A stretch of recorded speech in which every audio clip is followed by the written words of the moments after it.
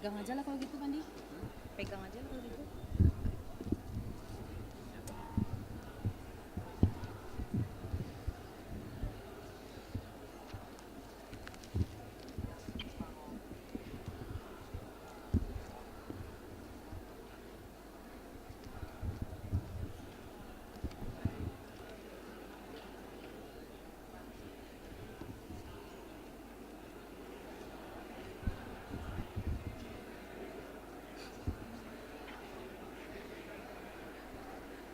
Iya, iya, iya. Oke, oke. Sama sekarnya. Sekarnya taruh di depan.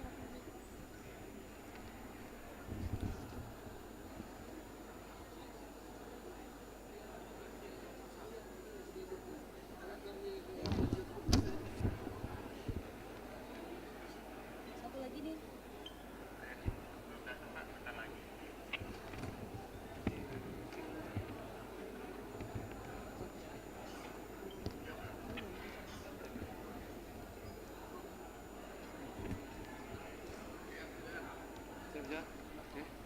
Penari udah oke? Bang. Bang, penari udah? Penari udah? 1, 2, 3. Assalamualaikum warahmatullahi wabarakatuh. Honorable guests, distinguished speakers, participants, ladies and gentlemen. Yang terhormat Rektor dan Wakil Rektor Universitas Negeri Padang, yang terhormat Kepala Dinas Olahraga Provinsi Sumatera Barat, yang terhormat Ibu dan Bapak Dekan FIK se-Indonesia dan Dekan Selingkungan Universitas Negeri Padang, yang terhormat para guru besar olahraga se-Indonesia, yang terhormat Ketua Umum Ikatan Sarjana Olahraga Republik Indonesia terpilih Bapak Profesor Dr. Syahrial Bakhtiar, para keynote speakers yang kami banggakan, para undangan dan hadirin yang berbahagia. Welcome to the International Conference on Sports Science, Health and Recreation 2018. Selamat datang kami ucapkan pada acara The International Conference on Sports Science, Health and Recreation tahun 2018. As our welcome to you, we would like to present a traditional Minang dance. Sebagai acara pertama, Tari Pasambahan. Please welcome the Pasambahan Dance.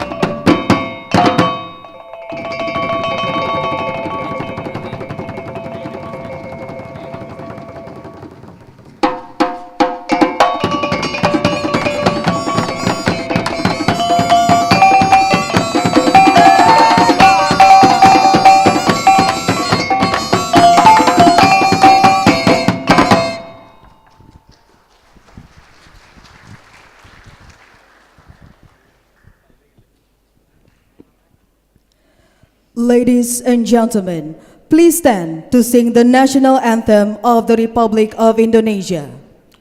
Menyanyikan lagu kebangsaan Indonesia Raya. Hadirin dimohon berdiri.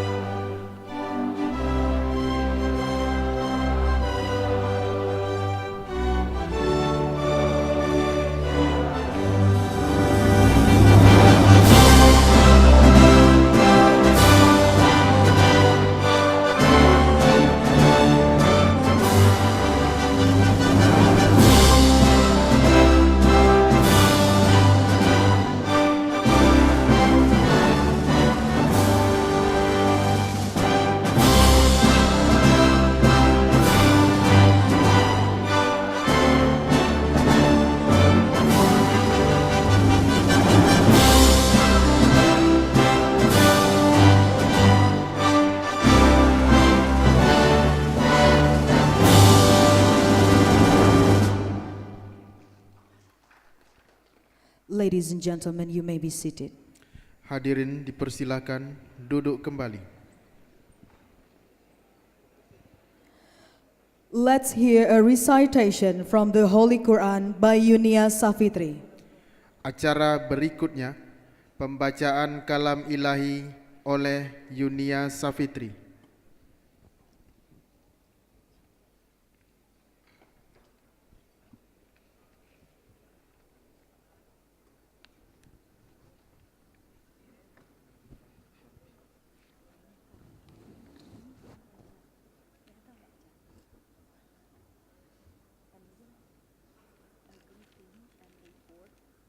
Assalamualaikum warahmatullahi wabarakatuh.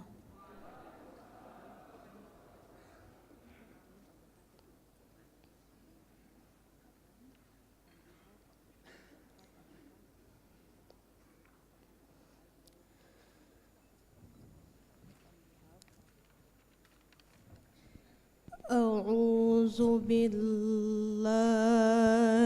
minasy syaitonir rajim.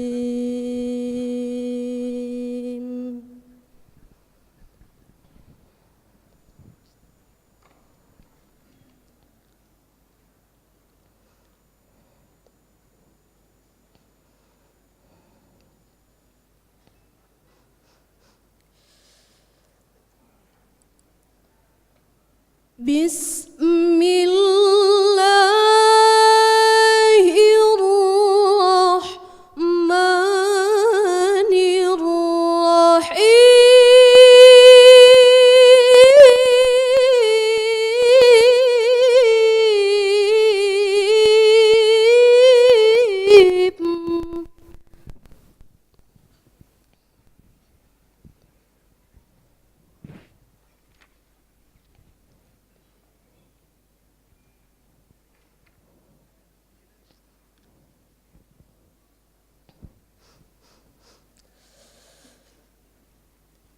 Ya ayyuhalladzina amanu idza qila lakum tafassahu fil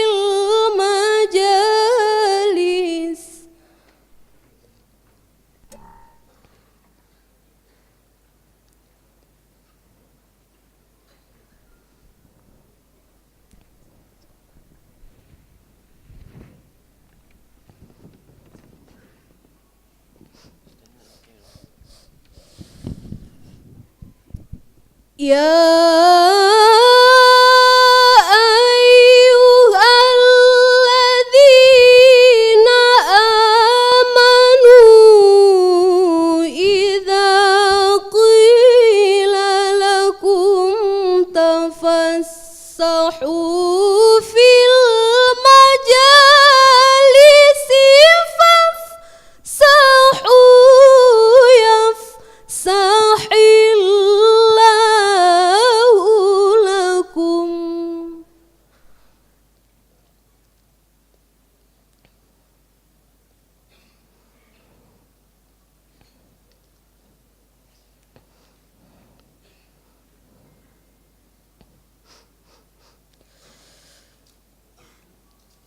وإذا قيل انشزوا فانشزوا يرفع الله الذين آمنوا منكم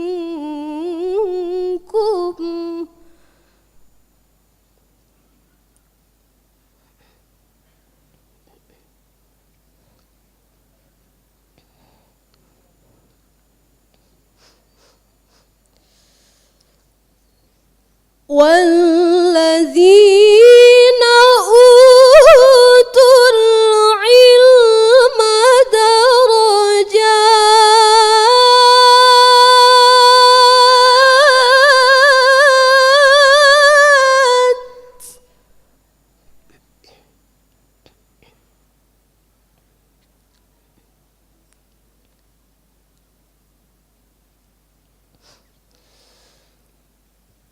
والذين أوتوا العلم درجات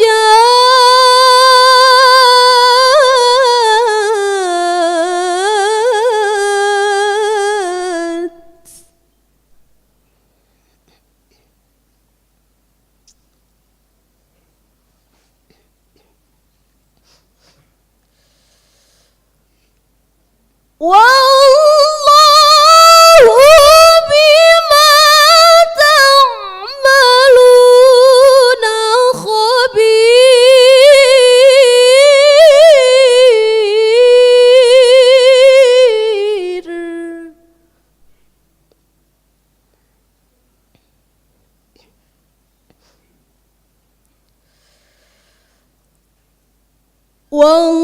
والله بما تعملون خبير.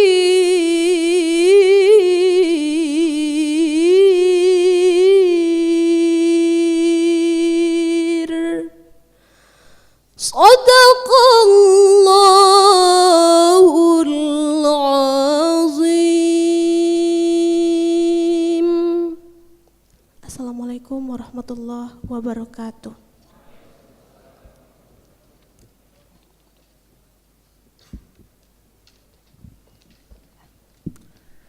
A greeting and report by the Dean of the Faculty of Sports Science of Universitas Negeri Padang. On behalf of the Dean, the head of the committee, Professor Dr. Sayuti Sahara, MS Aifo, over to you. Laporan dan sambutan dari Dekan Fakultas Ilmu Keolahragaan Universitas Negeri Padang yang diwakili oleh Ketua Pelaksana Profesor Dr. Sayuti Sahara MS Aifo, kami persilakan.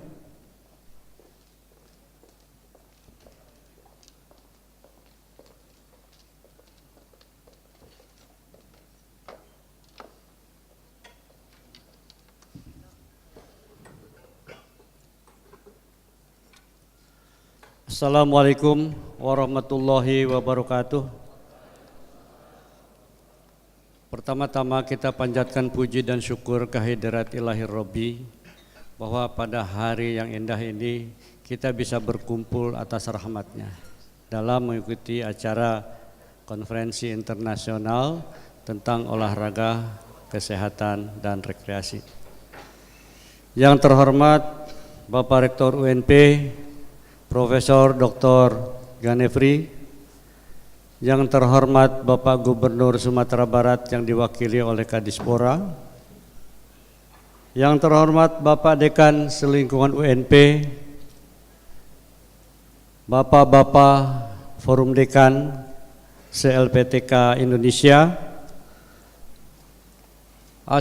Asosiasi Profesor Keolahragaan Indonesia, serta anggota Ketua dan anggota ISORI Republik Indonesia yang terhormat dan teristimewa, dan kami banggakan kepada para keynote speaker dari beberapa universitas yang terkenal, serta para peserta serta undangan yang tidak bisa saya sebutkan satu persatu. Saya minta diizinkan berbicara atas nama Dekan Fakultas Ilmu Keolahragaan. Bapak-bapak dan ibu-ibu para undangan sekalian, pada kesempatan yang berharga ini, izinkan saya sebagai Ketua melaporkan mengenai kegiatan Konferensi Internasional Ilmu Keolahragaan, Kesehatan dan Rekreasi yang diselenggarakan oleh Fakultas Ilmu Keolahragaan Universitas Negeri Padang, di mana kegiatan ini merupakan yang ketiga kalinya dilaksanakan.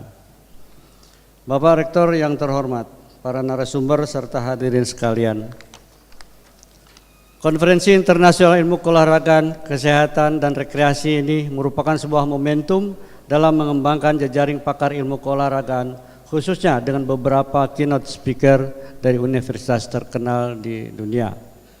So would you please, if I call you to stand up, right?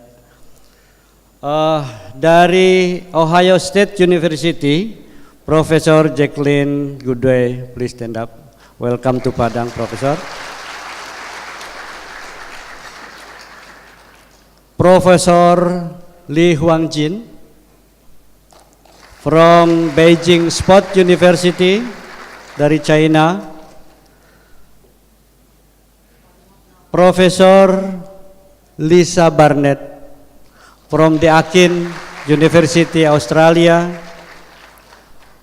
Profesor Nurlena from UKM Universitas Kebangsaan Malaysia, Mr. Wan, I'm sorry, I don't remember because Wan Zakaria, Wan Rizal, I'm sorry, from Polytechnic Republic Singapore, and from Yan Haris Sujay, PhD from Polytechnic Republic Singapore. And last but not least, also has much support for the success of this conference, Professor Dr. Taib Harun. Please stand up. Thank you.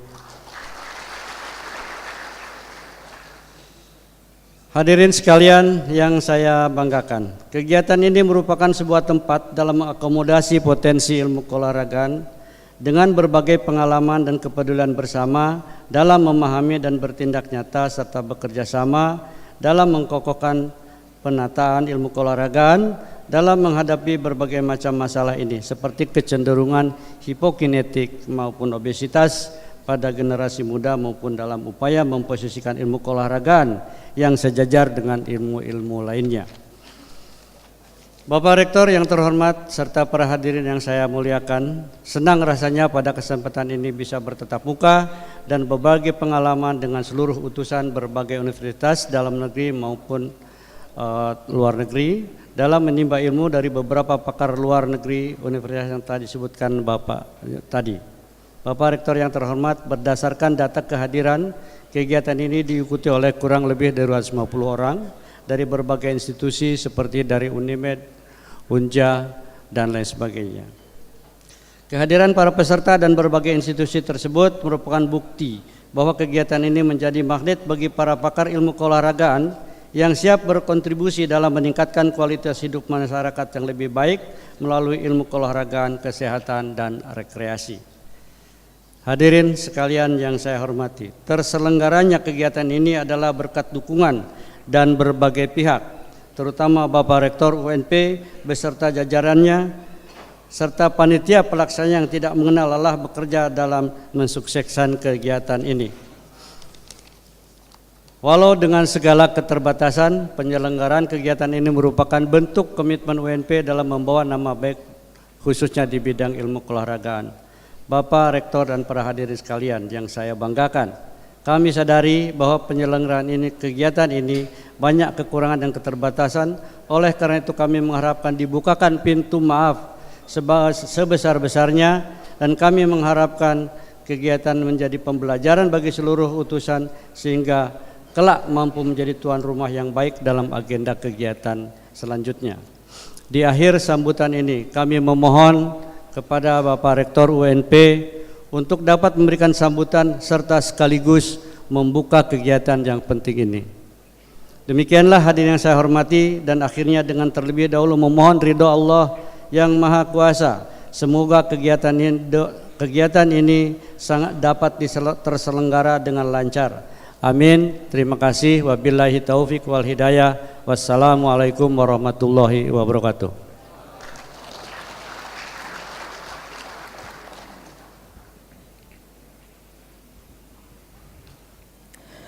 A few words from the Governor of West Sumatra Province. On behalf of the Governor, the head of the Youth and Sport Office, Mr. Priyadi Syukur SHMH, over to you. Sambutan Gubernur Sumatera Barat yang diwakili oleh Kepala Dinas Olahraga Provinsi Sumatera Barat, Bapak Priyadi Syukur SHMH, kami persilahkan.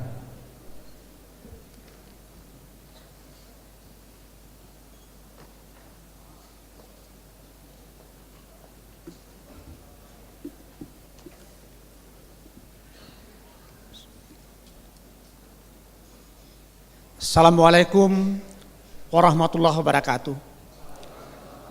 Alhamdulillahirabbil alamin. Assalatu wassalamu ala asrafil anbiya wal mursalin wa ala alihi wasahbihi ajmain, amma ba'du.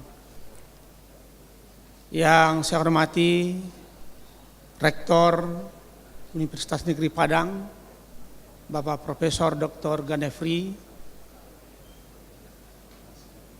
Yang saya hormati Bapak dan Ibu Kenock Speak, pembicara utama konferensi internasional ini dari universitas ternama dari Amerika, Cina, Australia, Malaysia, Singapura, dan juga dari Universitas Pajajaran.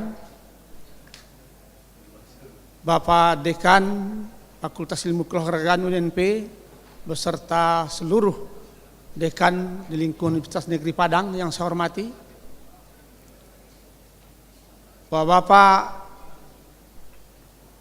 para peserta konferensi internasional dari berbagai perguruan tinggi ternama di Indonesia, adik-adik para mahasiswa, peserta yang saya hormati, ketua panitia, rekan-rekan wartawan media cetak dan elektronik, hadirin yang berbahagia. Pertama-tama kita panjatkan puji dan syukur kehadirat Allah Subhanahu wa taala, berkat limpahan rahmat, taufik dan hidayahnya, konferensi internasional bidang ilmu keolahragaan, kesehatan dan olahraga rekreasi ini dapat diselenggarakan oleh Universitas Negeri Padang dengan mendatangkan para pembicara utama dari berbagai universitas ternama dari luar negeri.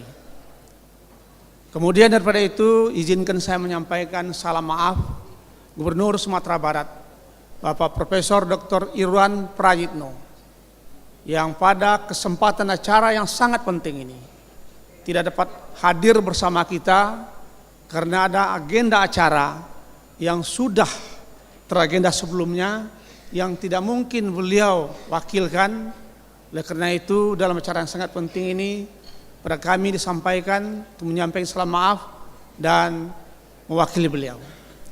Bapak Rektor, hadirin yang saya hormati, pemerintah daerah menyambut baik dan mensupport kegiatan-kegiatan konferensi dan seminar internasional ini.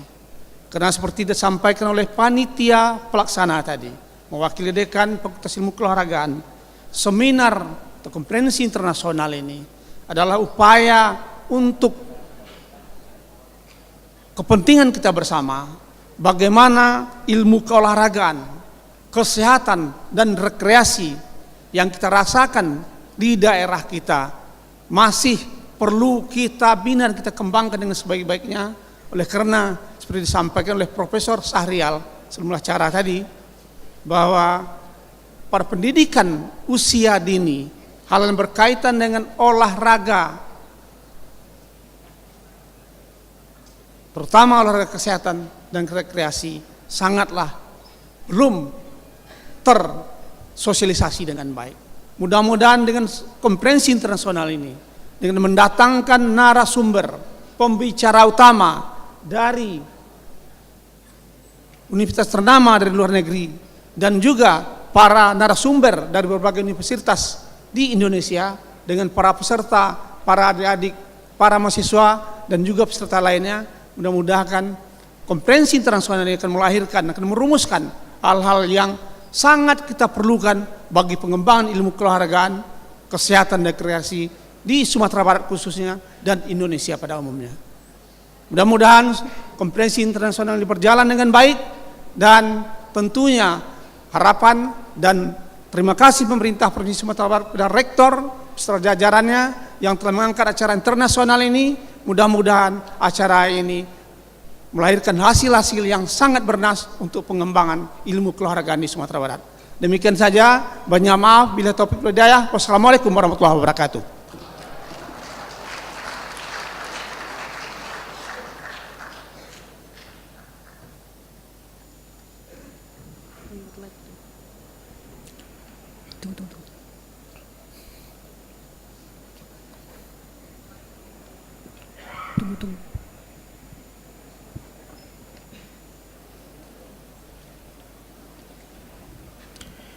We would like to ask the Rector of Universitas Negeri Padang to officially open our conference. Sambutan dan sekaligus pembukaan secara resmi acara The International Conference on Sport Science, Health and Recreation tahun 2018 oleh Rektor Universitas Negeri Padang, Bapak Profesor Ganefri PhD, kami persilakan.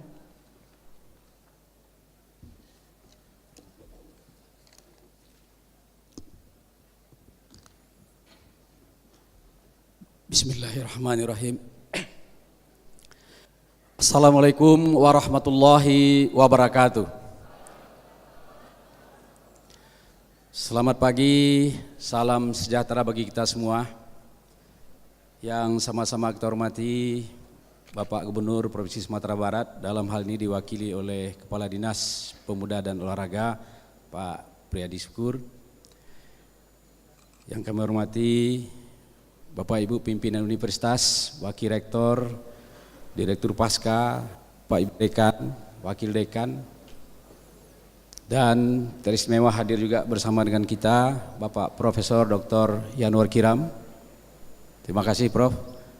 Rektor Universitas Negeri Padang sebelum saya.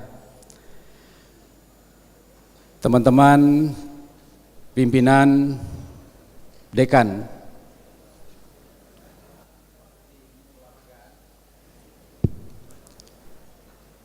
se-Indonesia yang hadir hari ini dan tadi malam sudah melaksanakan forum dekan dan forum guru besar di Universitas Negeri Padang. Kita beri apresiasi dulu kepada kawan-kawan dekan yang hadir hari ini.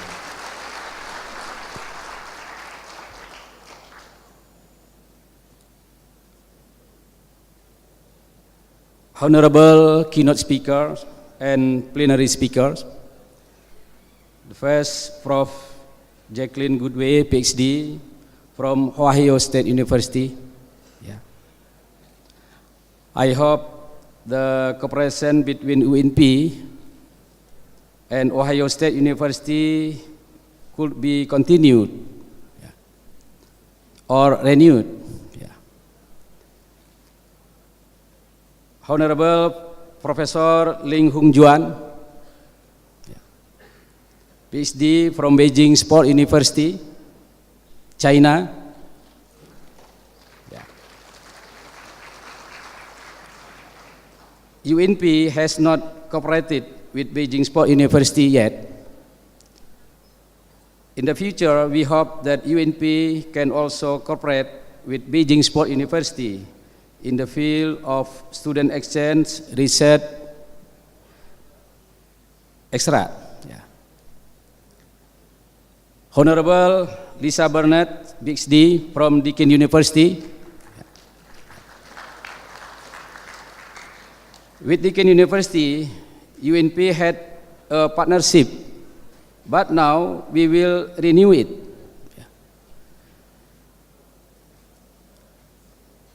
Honorable sahabat kita, Prof. Taib, Prof.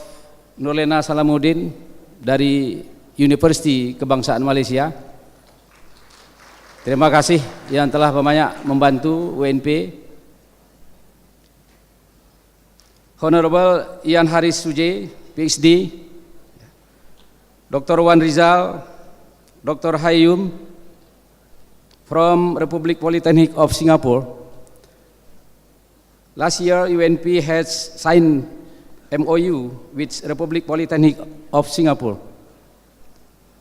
Hope this cooperation can advance both institutions.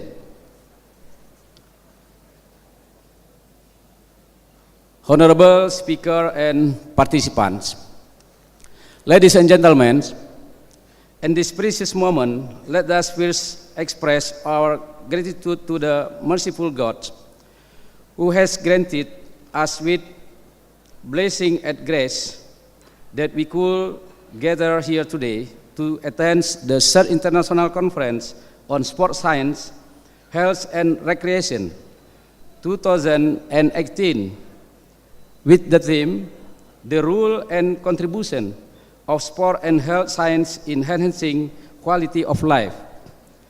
Second, let us greet and pray to our beloved Prophet Muhammad Sallallahu Alaihi Wasallam, who had brought us to the path of light and left the darkness in this life. Let me extend my warmest greeting and welcome to our distinguished speakers and participants, particularly those from abroad. My heartfelt welcome to our beloved city, Padang. Ladies and gentlemen, this international conference is an example of UNP commitment to continuously improve its external capacity, to extend the cooperation network to related parties in local, regional, national, and international levels. We believe that from this conference, all participants will have time to discuss and exchange ideas, findings, creating new networking as well as strengthen the existing collaboration in the respective fields of expertise. I hope today's conference will be productive. It will create a new impetus for education and scientific research, and more importantly, I sincerely hope that this auspicious could be a stepping stone for the further relationship and realization of our program. Ladies and gentlemen, on behalf of Universitas Negeri Padang, I would like to express my sincere appreciation to Faculty of Sport Science who have organized this event. This is a great opportunity for us to be involved in an international community. I would like also to extend my appreciation and gratitude to keynote and plenary speakers, participants of this conference, for their contribution to this event. I would also like to express my gratefulness to all sponsors that I cannot mention one by one for the support given to the committee. My appreciation and great congratulations also goes to the committee that has made this program possible and success of conducting this international conference. I wish all the participants a productive discussion throughout the conference and enjoyable stay in our small but beautiful city of Padang. Saya juga berharap kepada panitia International Conference Fakultas Ilmu Keolahragaan, setelah konferensi ini berakhir, saya melihat tadi ada 85 tulisan artikel yang dihasilkan oleh kawan-kawan dari Fakultas Ilmu Keolahragaan. Kita apresiasi dulu ini. Dan kita berharap panitia bisa melakukan coaching klinik, mungkin dengan bantuan Prof. Taib, Prof. Nurlena, untuk bisa diterbitkan pada jurnal-jurnal yang terindeks. Dan harapan kita tentu proceeding yang dihasilkan dari seminar ini juga bisa terindeks di database indeks internasional. Finally, on behalf of Universitas Negeri Padang, I officially open the third International Conference on Sport Science, Health and Recreation 2018. Thank you.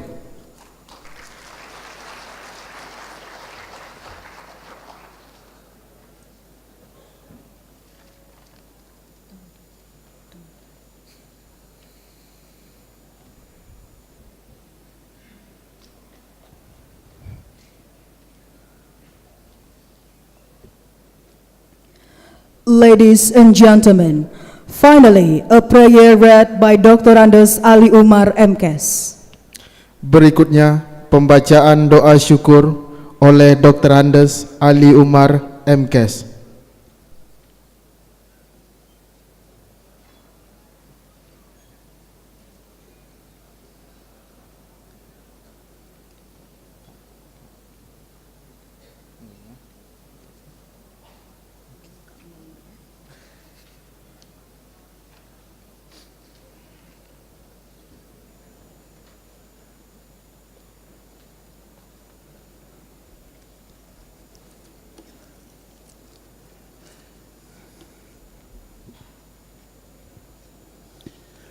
Bismillahirrahmanirrahim.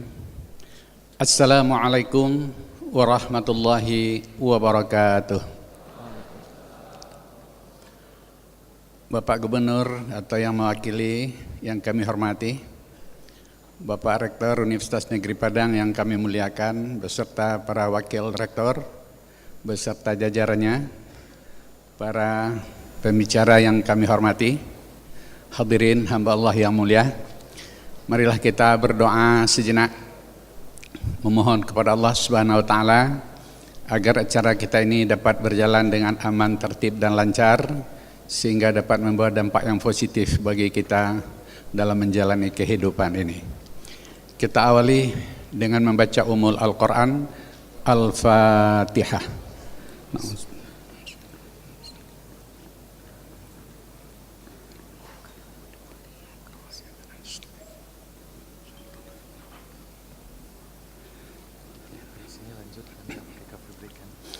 Na'udzu billahi minasy syaithanir rajim.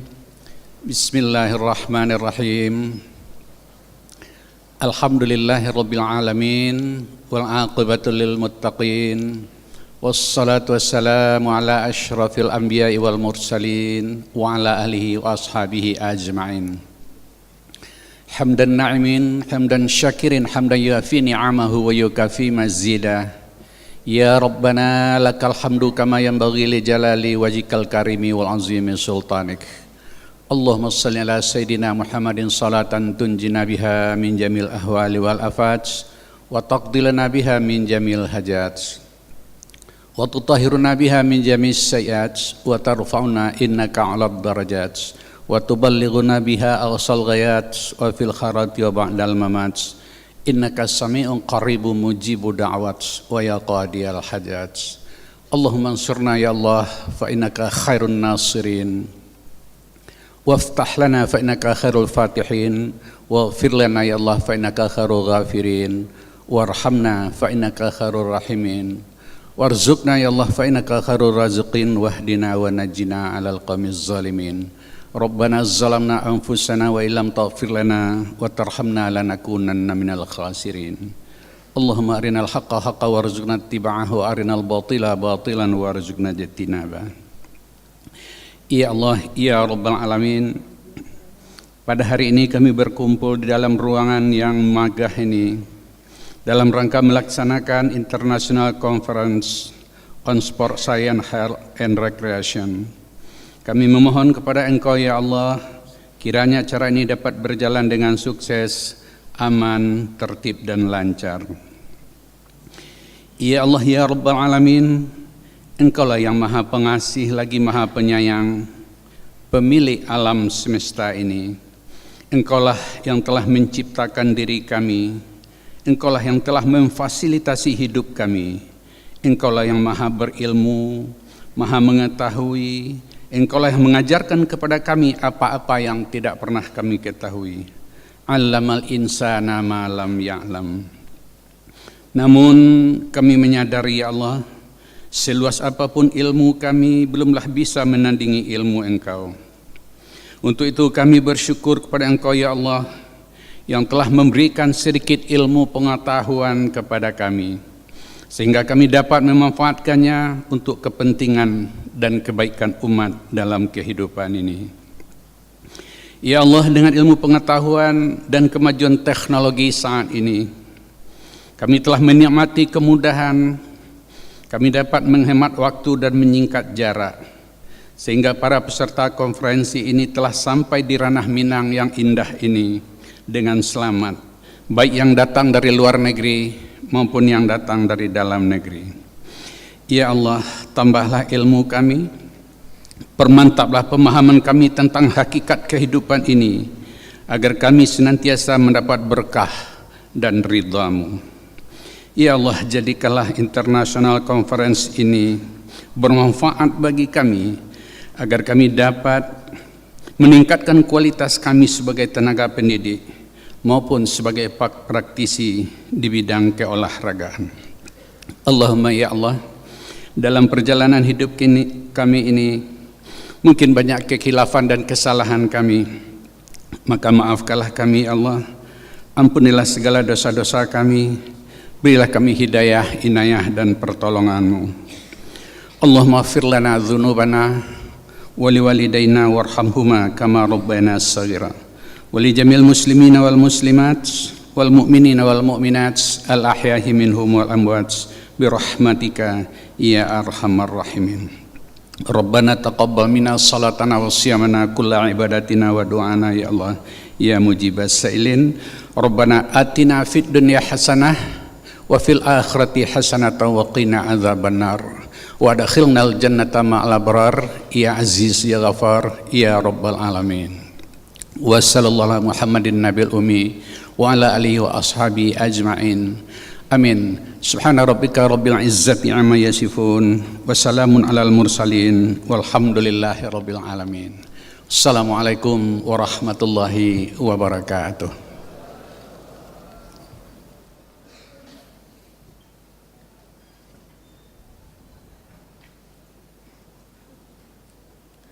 Ladies and gentlemen, this completes our opening ceremony. Para undangan dan hadiran yang kami hormati, demikianlah acara pembukaan The International Conference on Sport Science, Health and Recreation tahun 2018 pada hari ini. Let's start our first plenary session. We would like to invite Ruri Famelia as the moderator and Asep Sujana Wahyuri as the note taker. Selanjutnya, kami serahkan kepada moderator untuk memulai plenary session. Yang pertama, Ibu Ruri Famelia dan notulen Bapak Asep Sujana Wahyuri, kami persilahkan.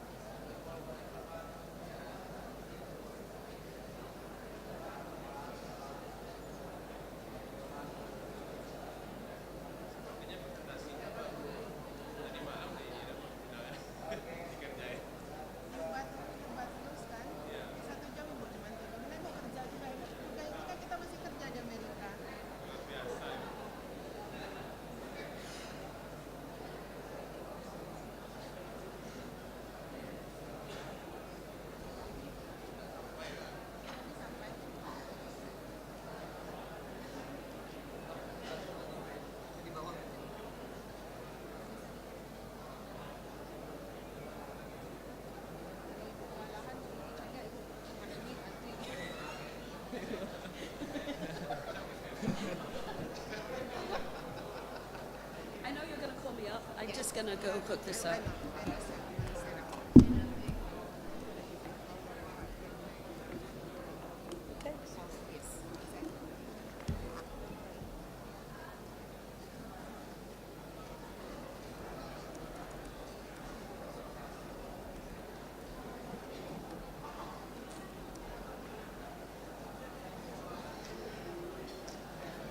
Do you want me to go back down and call me up, or you want to? Can you just sit down?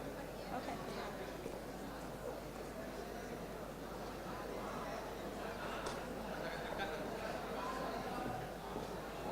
Tidak bisa. Keynote dengan plenary nggak boleh digabung. Peraturannya. Nah, nanti setelah selesai dia keynote, kami mau panggil dua lagi ke atas. Oh, Yuki, nggak mau jalan. Oke.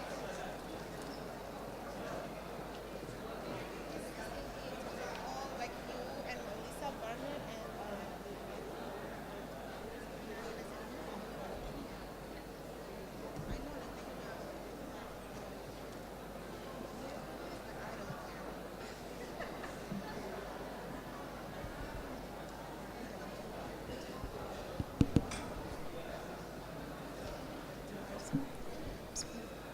Assalamualaikum warahmatullahi wabarakatuh.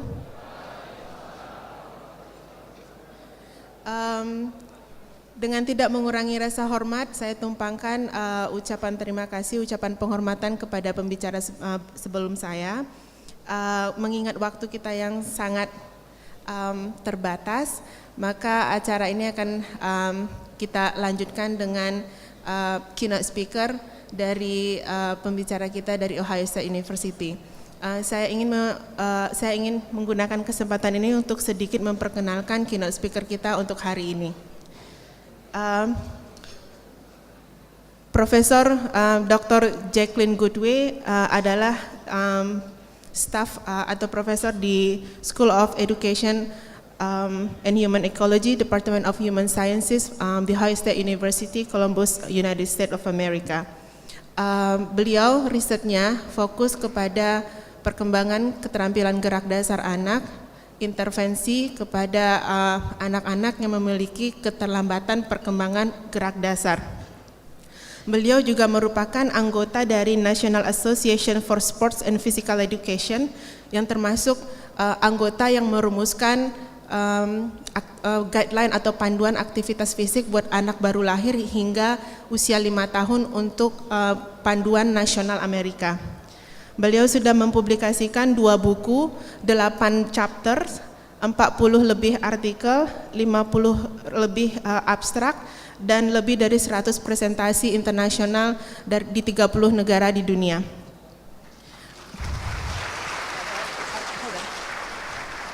So, ladies and gentlemen, please welcome Dr. Jacqueline Goodway.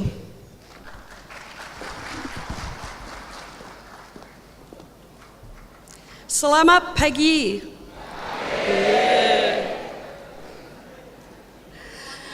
Good morning. I am deeply honored to be in your beautiful city of Padang to be able to present to you today. And I would like to thank the organizing committee for inviting me. Jackie, give me a minute.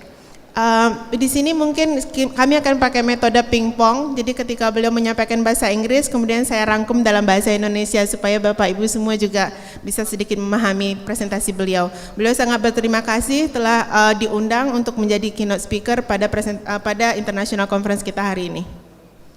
I left my husband, Scott, at home along with my little puppy dog, Sadie, but I brought my beautiful daughter, Blaze, to your gorgeous city. Blaze, please stand. Itu Blaze, anak beliau, satu-satunya. Karena kesini beliau tinggalkan suami beliau namanya Scott, anjing kesayangannya umur 9 bulan namanya Sadie. I have been involved with the State University of Padang for 10 years, and I have really enjoyed my relationship with you all. Hold on, sorry. Sekerja sama beliau dengan UNP sebenarnya sudah berjalan 10 tahun. Professor Shahrial Bakhtiar was one of my doctoral students a long time ago, and now Ms. Ruri Familia is one of my doctoral students, and I have really enjoyed working with both of them. Jadi Profesor Dr. Shahrial Bakhtiar itu mahasiswa beliau juga dahulu tahun 2008 mahasiswa doktoral beliau, dan sekarang saya jadi mahasiswa beliau di program doktoral juga. For many of us, we are in this room because we have a passion for youth sports. If done right, youth sports and physical activity can have many benefits that will last a lifetime. Bagi kita semua di sini pasti agak memikirkan apa sih sebenarnya manfaat olahraga. Nah, kalau memang dikerjakan dengan benar dan tepat, memang manfaat olahraga banyak. But how do we develop sport and physical activity programs that are positive for all children? Tapi bagaimana cara mengembangkan program olahraga dan aktivitas fisik untuk semua anak? Many countries use an elite sports performance approach. In this approach, there is mass participation at the beginning of the sport, but by the end there are only a few elite athletes remaining.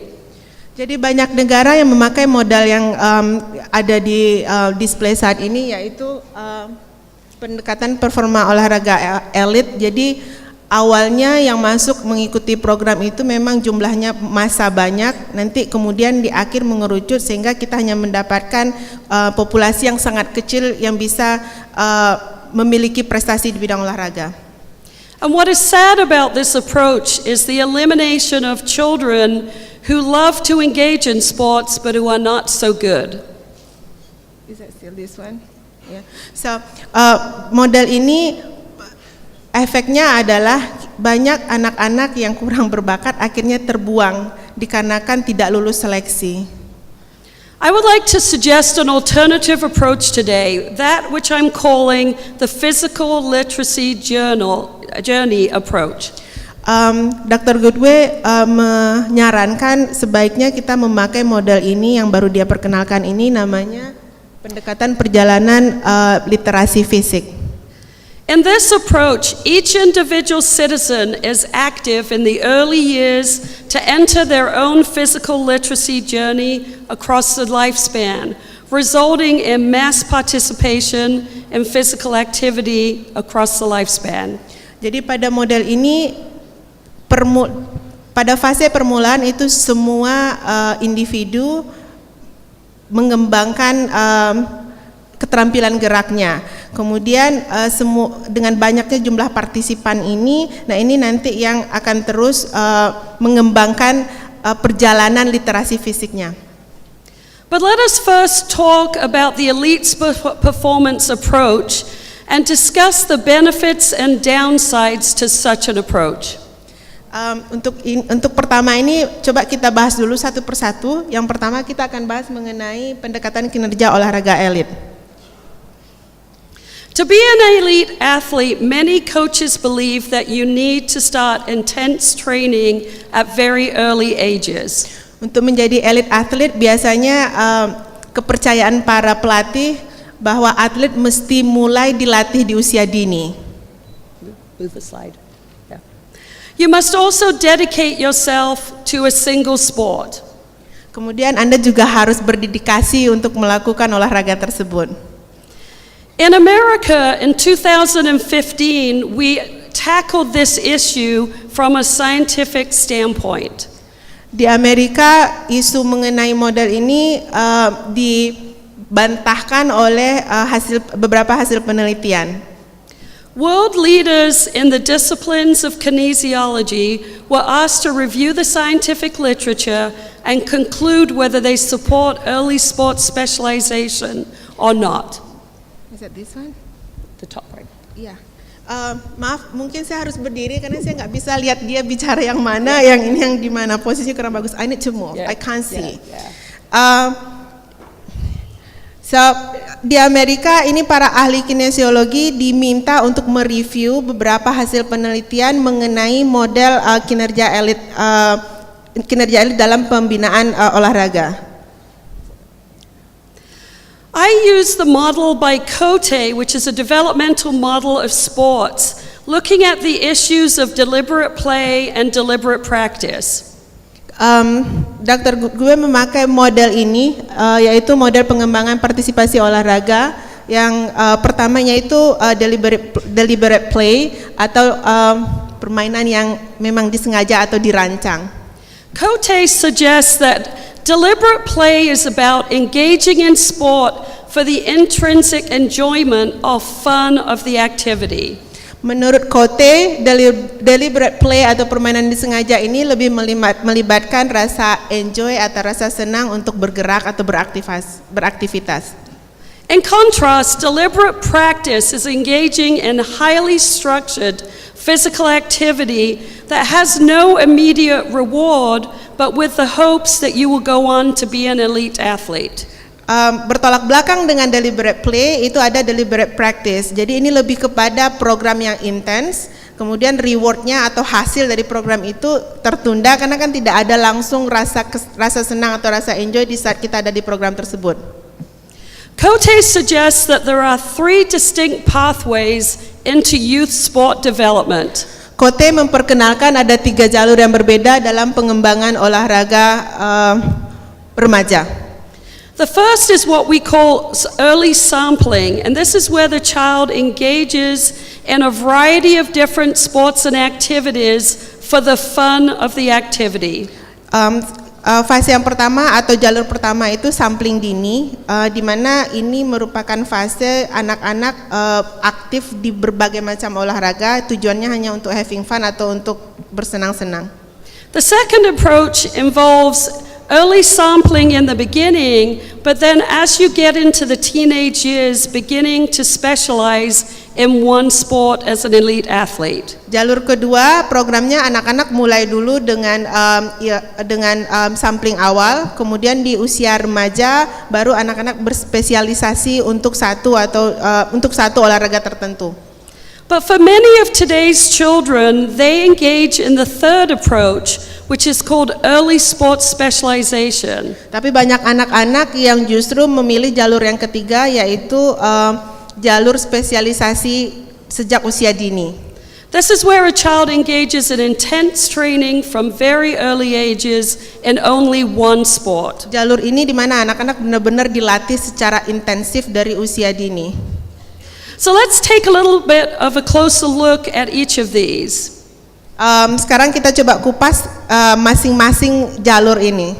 Cote suggests that between the ages of 6 and 12 years of age, children should be engaged in early sampling, doing lots of different activities and learning their competence in fundamental motor skills. Jadi Kote menyarankan untuk anak-anak usia dini, usia 6 sampai 12, anak-anak ini sebaiknya jangan di training secara intensif, tapi lebih kepada diperkenalkan berbagai macam olahraga.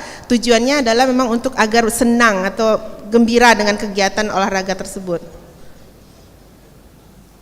By 13 years of age, the child must make a choice.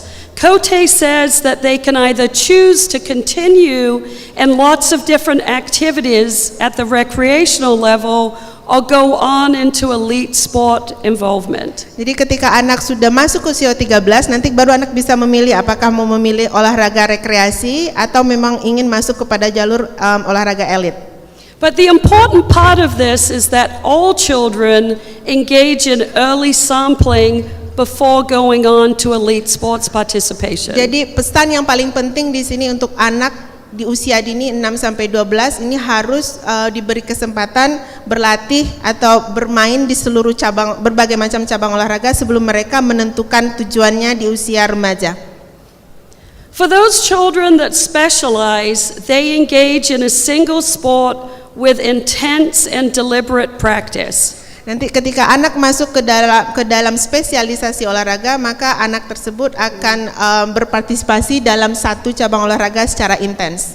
An investment phase occurs where the family and child must devote a lot of time and family resources to be able to be an elite athlete. Kemudian pada spesialisasi olahraga ini ada namanya fase investasi atau investment. Ini pada fase ini anak dan keluarga benar-benar secara full atau secara total saya bingung cari bahasa Indonesianya, benar-benar fokus pada satu cabang olahraga, mempergunakan seluruh waktu dan sarana di olahraga untuk bisa fokus pada satu olahraga. I don't know the Indonesian word for that. This is Cote's model of sports participation that we've just talked about. Nah, ini model Cote. Saya memang nggak bisa mentranslate ke bahasa Indonesia ini karena memang bentuknya nggak bisa diedit. The red box are the sampling years. The red box. Sampling awal itu yang kotak yang merah paling bawah. And then children either go to recreation or the investment years of elite sports participation. Kemudian dari kotak sampling atau yang merah, anak bisa memilih ke jalur rekreasi, itu kotak hijau sebelah kiri, atau jalur investment, itu kotak ungu yang di tengah. There is scientific evidence for these three trajectories into sport. Ada beberapa hasil penelitian mengenai 3 jalur pengembangan olahraga ini. The evidence suggests that young athletes from many different kinds of sports follow one of these pathways into sport. Hasil penelitian menunjukkan bahwa beberapa atlet di beberapa cabang olahraga mengikuti 3 jalur atau trajektori ini. Let's now talk about the benefits and downsides of these different approaches. Sekarang kita masuk kepada pembahasan apakah manfaat atau kekurangan masing-masing program ini. There are benefits to early sport specialization, where early deliberate practice can contribute to greater sport performance. Jadi memang ada beberapa manfaat dari spesialisasi olahraga semenjak dini. Salah satunya adalah spesialisasi olahraga dini ini berkontribusi untuk prestasi olahraga yang lebih besar.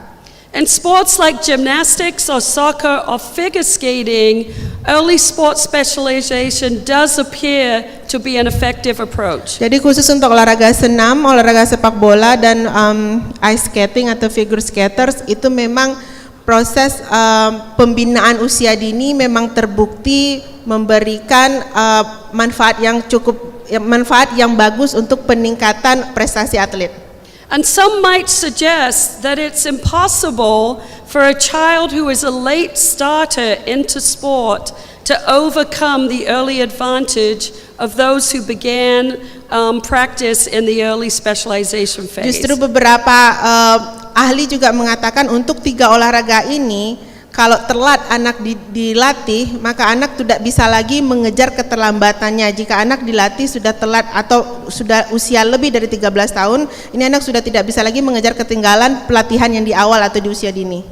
The scientific literature concludes that early specialization is critical in those sports where peak performance is often achieved before puberty, such as a sport like gymnastics. Jadi para peneliti atau para ahli memang memberikan kesimpulan bahwa spesialisasi awal secara keseluruhan memang bermanfaat, tapi hanya untuk olahraga-olahraga yang puncak performanya itu sebelum masa pubertas.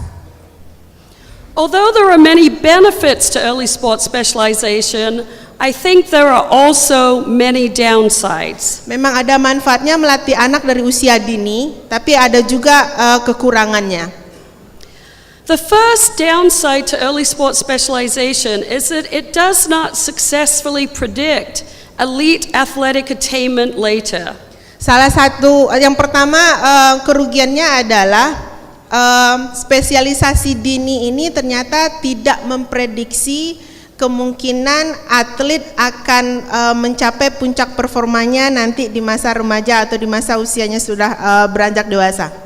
Predicting talented athletes or members of our national team from childhood athletes is highly unreliable. Jadi memprediksi atlet-atlet bertalenta dari masa usia kecil itu sangat tidak reliable. In sports like soccer or swimming or track and field, many of our elite athletes do not go on and become our best national team members. Jadi atlet-atlet olahraga sepak bola atau renang atau atletik yang di level elit itu ternyata bukan berasal dari atlet-atlet yang memang dilatih dari usia dini. The second downside to early sports specialization is that of the increased risk of acute and overuse sports injury. Ini kerugian yang kedua, yaitu dengan spesialisasi olahraga awal ini secara signifikan meningkatkan risiko cedera akut dan risiko cedera olahraga akut dan penggunaan yang berlebihan atau olahraga yang berlebihan. Children who specialize early are at much greater risk of acute and overuse injury than those in recreational sports. Jadi anak-anak memang sudah dilatih secara intensif dari usia dini, resikonya untuk cedera itu akan sangat tinggi. High intensity training at earlier ages, extended playing seasons, inappropriate skills and competitive demands, and lack of sleep and inadequate nutrition are some of the factors attributed to these injuries. Jadi latihan intensitas tinggi di usia dini, kemudian waktu tanding yang sangat panjang, kemudian kompetisi dan keterampilan yang tidak tepat, kurangnya waktu tidur serta kurangnya nutrisi, ini merupakan faktor-faktor yang ikut berkontribusi terhadap cederanya anak. The third concern is that early specializers may not achieve their full adult growth potential. Yang ketiga dari kekurangan metode ini adalah umumnya anak-anak yang dilatih secara aktif atau secara intensif di usia dini, biasanya pada usia dewasa dia tidak mencapai potensi pertumbuhan maksimalnya. We have limited data in this area, but our cautious conclusion is that in some sports like gymnastics, the growth potential is impacted.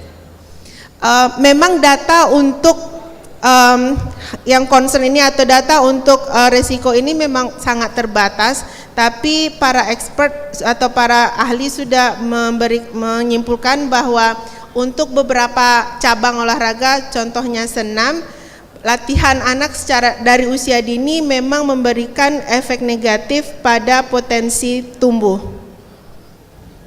And finally, the fourth downside is that early specializers do not necessarily transfer their sports skills into lifelong physical activity patterns and health. Kerugian yang keempat atau yang terakhir yaitu anak yang dilatih olahraga secara dini ternyata tidak bisa mentransfer keterampilannya itu untuk olahraga seumur hidup.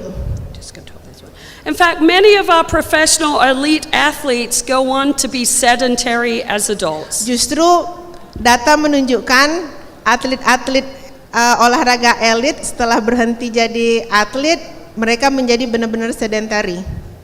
So overall, the evidence from the science of kinesiology suggests that early sports specialization is not an effective strategy to promote engagement in physical activity in sport. Jadi secara umum atau secara garis besar memang ahli bersepakat mengatakan bahwa spesialisasi olahraga anak dari dini tidak efektif untuk meningkatkan partisipasi anak untuk beraktivitas fisik dan olahraga.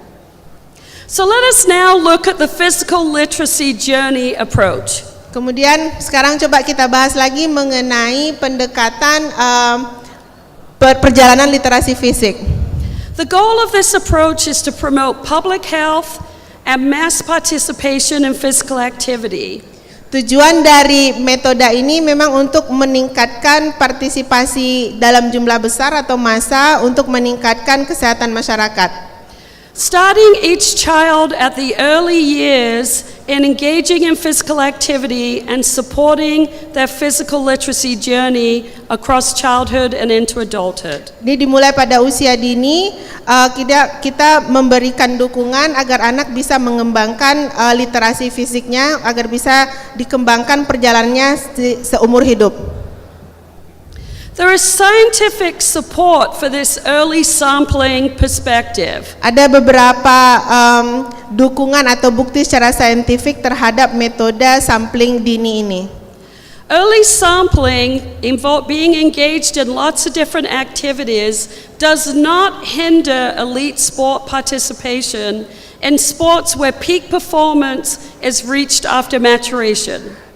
Metode sampling dini ini di mana anak-anak kita beri kesempatan untuk berolahraga bermacam-macam, justru sebenarnya tidak menghambat kemungkinan anak tersebut untuk berpartisipasi nantinya menjadi atlet elit, dengan syarat bahwa ini adalah untuk cabang-cabang olahraga yang top atau puncak performanya itu setelah masa pubertas. It's also linked to a longer sport career and positive socio-emotional development. Sampling dini ini juga ternyata ada hubungannya dengan karir di bidang olahraganya justru menjadi lebih lama, kemudian perkembangan masa remajanya juga menjadi lebih positif. So overall, there is scientific support for early sampling that promotes population-based participation in physical activity. Secara umum, sampling dini ini memang memiliki bukti-bukti secara saintifik meningkatkan aktivitas fisik secara populasi, secara pendekatan populasi. It's important to note in early sampling that elite athletes can still choose to specialize later in their childhood. Yang perlu kita pahami adalah dengan sampling dini ini kita masih memberi kesempatan kepada anak untuk nantinya memilih spesialisasi olahraga untuk cabang olahraga elitnya.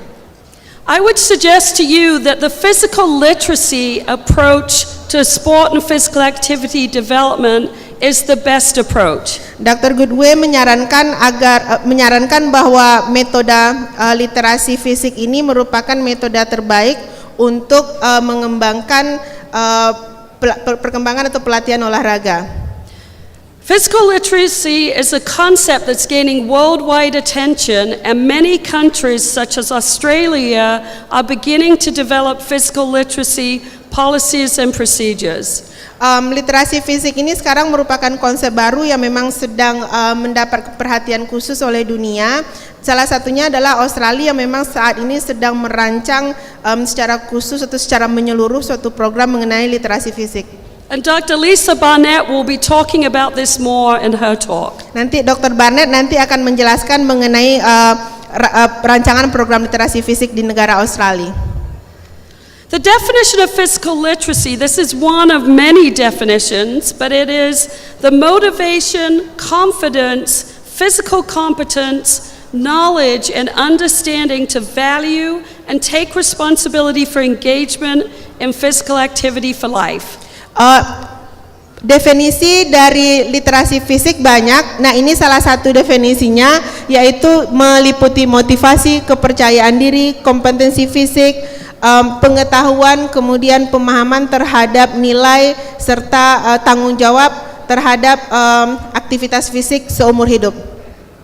A review of literature of 50 physical literacy studies has been conducted, and I would encourage you to read this particular article. Jadi artikel ini, tulisan kecil di bawah itu penelitinya. Artikel ini mereview 50 artikel mengenai literasi fisik yang secara menyeluruh ini tema-temanya. Physical literacy, one of the big goals of physical literacy is to develop motor competence and perceptions of motor competence. Konstruk secara umum dari literasi fisik ini adalah untuk mengembangkan kompetensi gerak dan persepsi kompetensi gerak. To understand the principles and factors involved in movement and to persist in challenging movement environments. Untuk memahami faktor-faktor yang mempengaruhi perkembangan gerak. Physical literacy is considered to be a lifelong journey and encouraging movement across all years of life. Literasi fisik ini memang merupakan proses perkembangan gerak seumur hidup. And physical literacy is a holistic concept, meaning that it is more than the sum of its parts. Dan physical literasi ini merupakan konsep menyeluruh yang memang bukan hanya sekedar jumlah atau gabungan dari beberapa faktor saja. Margaret Whitehead would suggest that physical literacy is a lifespan perspective. Whitehead 2013 menyarankan bahwa physical literasi ini merupakan proses perkembangan gerak seumur hidup. But we must nurture our young children and develop the foundations and fundamentals of physical literacy. Tapi khususnya pada anak usia dini, yaitu usia 0 hingga 4 tahun, itu di mana usia anak mulai mengembangkan fondasi literasi fisiknya. So how do we set someone on the pathway to be physically literate? Lalu sekarang pertanyaannya, bagaimana caranya kita untuk merencanakan program literasi fisik untuk individu? In order to answer that question, I want to present a couple of models from the developmental literature. Nah, untuk menjawab pertanyaan tadi, nanti Dr. Goodway akan mulai mendeskripsikan atau menjelaskan beberapa model untuk yang berhubungan dengan pertanyaan literasi fisik. In this model, fundamental motor skills must be developed in the early childhood years. Pada model ini, keterampilan gerak dasar itu mesti dikembangkan pada usia dini. Fundamental motor skills are considered to be the base camp of the mountain of motor development. Jadi kalau dilihat di model ini, gerak dasar itu merupakan bagian dasar atau base camp dari gunung atau bukit perkembangan gerak. Children must break through a proficiency barrier in competence of those fundamental motor skills in order to be able to apply them to sports and lifetime activities. Anak-anak harus bisa melewati proficiency barrier atau batas profisiensi atau batas kemahiran agar bisa terus mengembangkan geraknya kepada gerak skill yang lebih khusus atau yang lebih maju. Then children move on to context-specific sports, and we hope ultimately develop skill in a couple of sports of lifetime activities. Ketika anak sudah bisa melewati batasan kemahiran ini, maka anak diharapkan sudah bisa mengembangkan keterampilan yang berhubungan dengan olahraga atau memang keterampilan olahraga atau cabang olahraga sendiri. A second model that has received worldwide attention was developed by my colleague Dr. David Stodden and myself. Ini model kedua yang memang sangat mendapatkan perhatian dunia dirancang oleh teman akrabnya Dr. Goodway namanya Profesor David Stoughton. There is an awful lot to this model, but I would like to explain a couple of parts of it. Kalau dilihat model ini secara menyeluruh, ini sangat banyak faktor-faktornya, tapi Dr. Goodway hanya akan menjelaskan beberapa bagian penting pada model ini. At the heart of the model is the relationship between motor competence and physical activity behaviors. Jadi kalau kita lihat ini, di Ini- bagian tengahnya model ini, kita lihat ada hubungan antara gerak dasar dengan aktivitas fisik. In the early childhood years, opportunities to be physically active will drive a child's ability to develop motor competence. Jadi dari model ini, di usia dini, aktivitas fisik akan mengembangkan keterampilan gerak anak. But by the middle childhood and later childhood years, a child's motor competence will influence whether he or she chooses to engage in physical activity or not. Tapi pada masa anak-anak menengah atau akhir, yaitu pada masa SD kelas 3, 4, 5, 6, keterampilan gerak ini justru yang menentukan apakah anak ini nantinya akan berpartisipasi dalam aktivitas fisik atau tidak. The take-home message for this part of the model is that moderately or high-skilled children will be more physically active. Pesan utama dari model ini adalah anak yang memiliki skill menengah ke atas itu biasanya akan menjadi anak yang lebih aktif secara fisik. Thus, we need structured physical activity programs to promote motor competence in the early childhood years. Jadi kita membutuhkan motor skill program atau program peningkatan gerak untuk mempromosikan atau untuk meningkatkan keterampilan gerak dasar anak. The second part of the model adds the idea of perceptions of motor competence. Di bagian kedua model ini yaitu pada bagian puncak yang kuning, yaitu persepsi keterampilan gerak dasar. Perceived motor competence is about children's idea about themselves of how competent they are or not. Kalau persepsi keterampilan gerak ini maksudnya adalah bagaimana anak menilai dirinya sendiri akan kemampuan geraknya. For our youngest children, they have limited cognitive abilities and therefore their perceptions of competence are not very accurate. Kalau anak-anak kecil karena kemampuan kognitifnya masih terbatas, maka persepsi terhadap kemampuan geraknya itu sendiri kurang akurat. All little children think they're absolutely amazing at all activities and generally enter into the physical activity environment with lots of energy and a positive attitude. Jadi biasanya anak-anak ini selalu beranggapan bahwa dia sangat mampu untuk dia memiliki keterampilan gerak yang sangat tinggi sehingga motivasinya untuk bergerak memang sangat tinggi.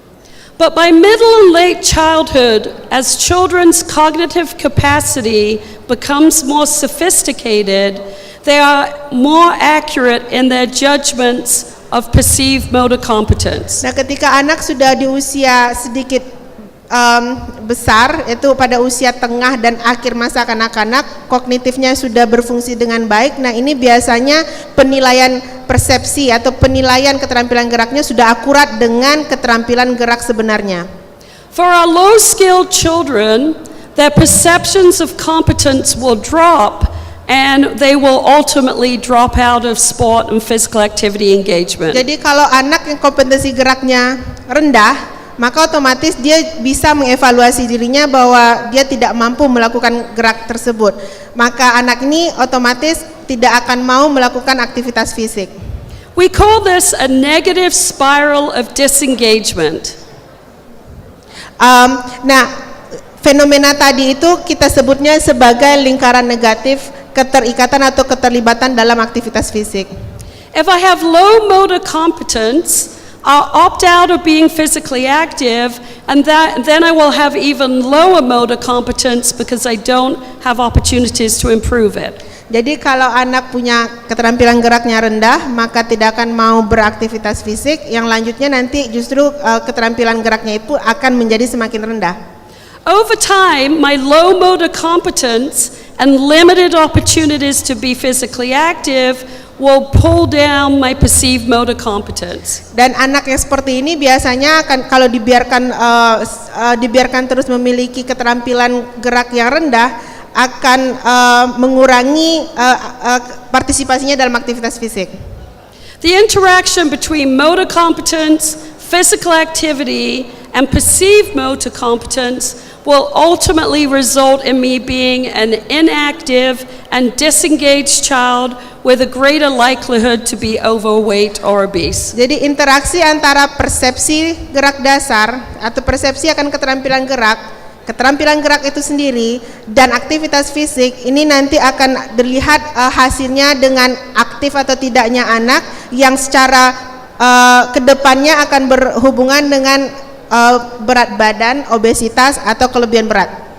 So what can we conclude from these models of motor development and Cote's work on sport? Jadi yang bisa kita simpulkan dari dua model mengenai keterampilan gerak dan Cote ini adalah one of the big messages from this work is that early childhood is a critical window of opportunity to develop motor competence and high perceptions of perceived motor competence. Yang pertama yaitu usia dini merupakan periode penting di mana anak bisa mengembangkan keterampilan geraknya dan meningkatkan persepsi keterampilan gerak. Thus, we must think carefully about high quality programs for our youngest children. Tapi kita mesti memikirkan secara baik bagaimana mendesain suatu program untuk meningkatkan keterampilan gerak anak dan persepsi keterampilan gerak anak. For the past 30 years, I've been involved in developing an early childhood motor skill program we call SKIP. Sudah sekitar 30 tahun Dr. Goodway sudah mendesain suatu program yang disebut dengan program SKIP.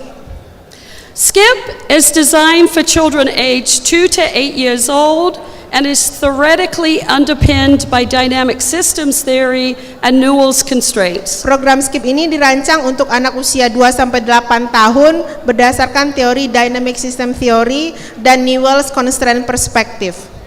SKIP was particularly designed for some of our poorest children who were very developmentally delayed in their fundamental motor skills. SKIP ini memang sengaja didesain untuk anak-anak dari keluarga miskin atau anak-anak yang memiliki keterlambatan perkembangan keterampilan gerak. I could spend many hours talking to you about the development of SKIP, but I would like to highlight a few things about it. Kalau dibicarakan betul mengenai program SKIP ini bisa berjam-jam, jadi ini kita mungkin hanya mengulas beberapa poin penting dari program SKIP. The first part that is really important is the theoretical foundation of SKIP. Ini bagian pertama ini merupakan bagian paling penting, yaitu mengenai teori dasar program SKIP. All instruction starts from the child. SKIP didesain itu berdasarkan anak, jadi semua instruksi itu dirancang sesuai dengan kondisi anak. We need to consider the individual constraints that influence a child's ability to perform a specific motor skill. Jadi kita perlu mempertimbangkan rintangan atau halangan yang ada pada tubuh anak yang mempengaruhi performa anak untuk bergerak. So for example, in a skill like catching, things like hand-eye coordination and the ability to track the ball will influence a child's ability to catch a ball. Misalnya saat menangkap bola, ini faktor-faktor yang biasanya mempengaruhi kemampuan anak untuk menangkap bola adalah koordinasi mata tangan, kemudian kemampuan anak untuk melihat lintasan bola, motorik halus, keseimbangan, serta kemampuannya untuk menangkap bola di luar parameter tubuhnya. We must find ways to accommodate these individual constraints as we teach these children. Jadi kita mesti menemukan cara agar kita bisa mengakomodasi kebutuhan untuk meningkatkan kemampuan menangkap ini. Next, we must modify the environment to align with the developmental level of the child. Jadi setelah kita evaluasi bagaimana kebutuhan anak, maka kita masuk ke tahap kedua, itu bagaimana kita memodifikasi lingkungan anak. We can modify things like the equipment. So in catching, things like size of the ball, texture of the ball, distance from the tosser are factors that we can manipulate to support the child's learning. Jadi ini bisa memanipulasi lingkungan anak ini bisa dengan memanipulasi alat yang digunakan, misalnya ukuran bola, kemudian tekstur bola itu sendiri, jarak antara anak dengan si pelempar bola, Appropriate tasks, literacy. fisik. Of SKIP is to promote movement competence and fundamental motor skills and high perceptions of Keterampilan gerak dan keterampilan gerak. There are many time today. The SKIP object control and fitness. A recent study by one of my doctoral students, Tricia Bianconi, integrated SKIP with reading literacy. Kemudian Tricia Bianconi ini mahasiswa dokter kedua berikutnya juga menggabungkan antara gerak dengan program membaca. And we found that both motor competence and reading skills improved as a result of the SKIP program. Dan ditemukan bahwa dengan program REM ini keterampilan gerak anak dan keterampilan membaca anak meningkat.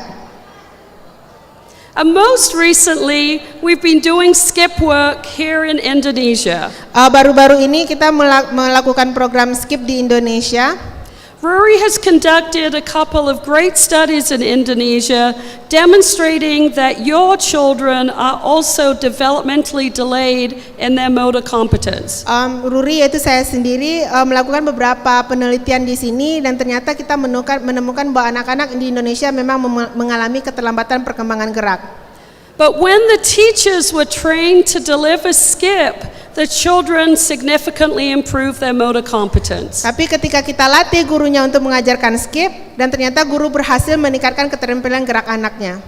They not only improve their motor competence, the children here in Indonesia improve their perceptions of motor competence also. Dan tidak hanya meningkatkan keterampilan gerak anak saja, ternyata program IndoSkip yang di Indonesia juga mampu meningkatkan keterampilan persepsi gerak anak.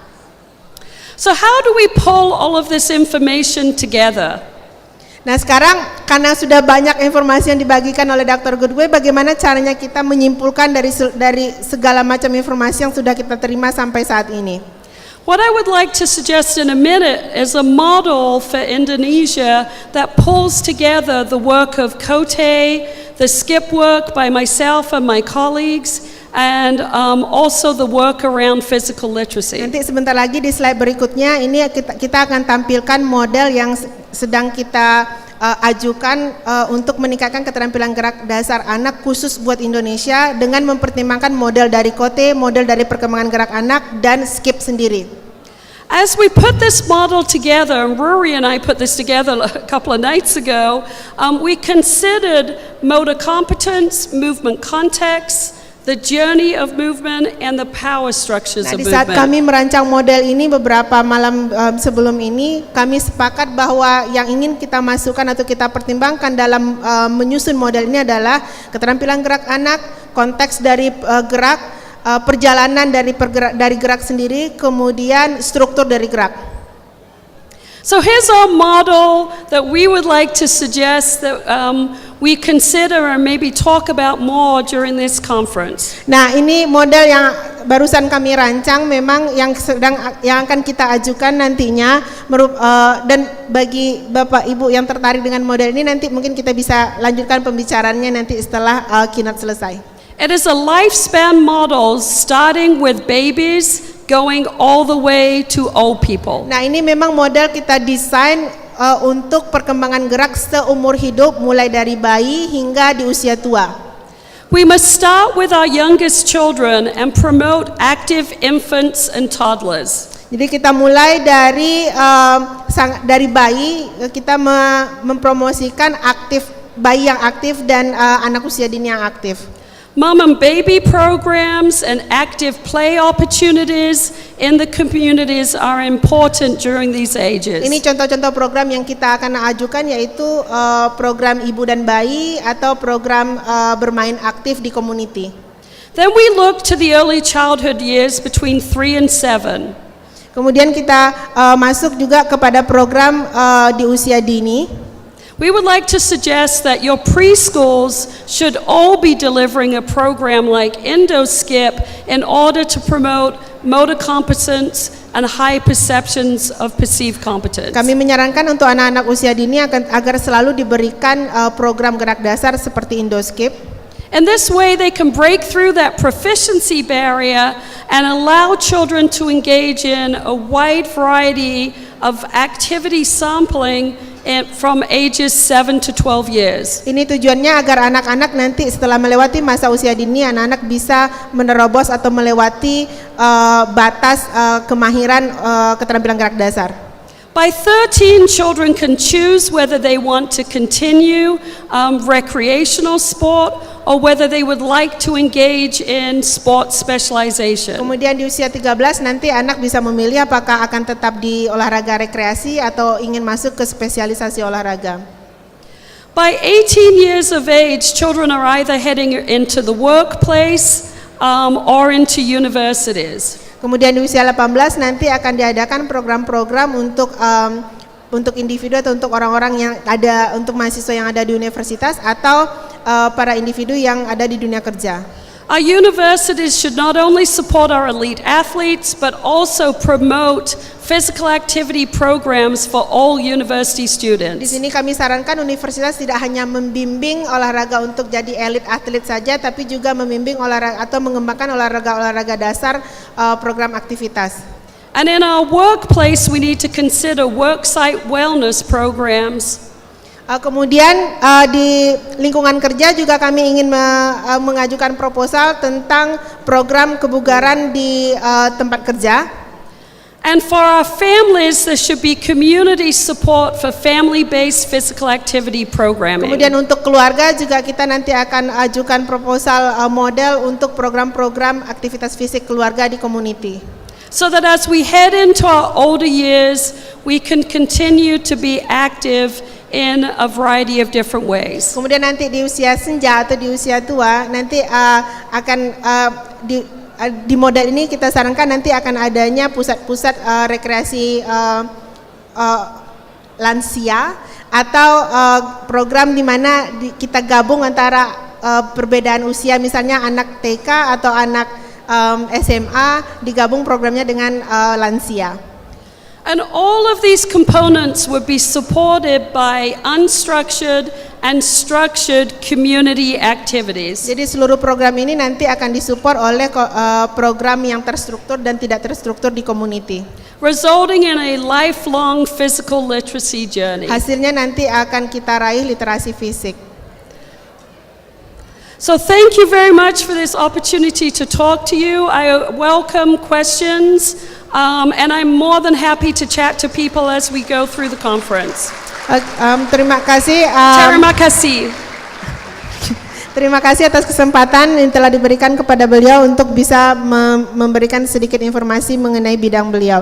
Nah, kemudian kita akan ada waktu 10 menit untuk tanya jawab dengan Dr. Goodway. Pada Bapak atau Ibu, jika ada pertanyaan mohon tunjuk tangan. Kepada panitia nanti saya harapkan mohon dibantu dengan mikrofonnya.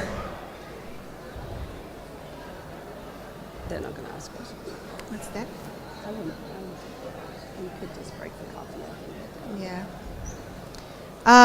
Ada pertanyaan mungkin dari sebelah sini, mohon panitia bisa tolong mikrofon ke sana.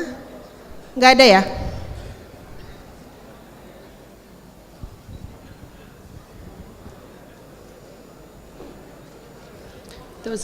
Mungkin yang bertanya bisa berdiri di depan aja kali ya. Mohon berdiri aja.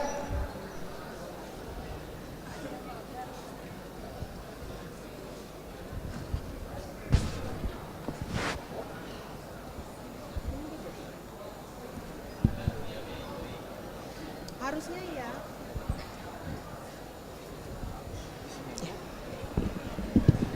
Oke, terima kasih saya ucapkan kepada moderator Ibu Ruri Famelia.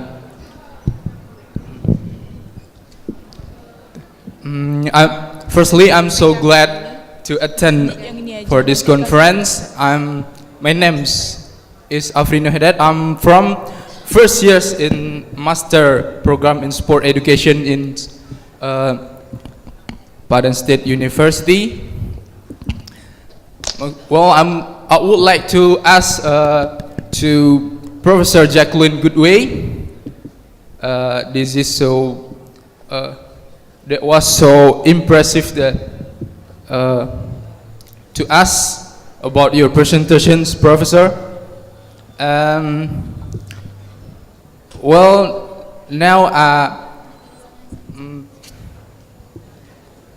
I have opportunity to ask to you about it. About an skip in Indonesia.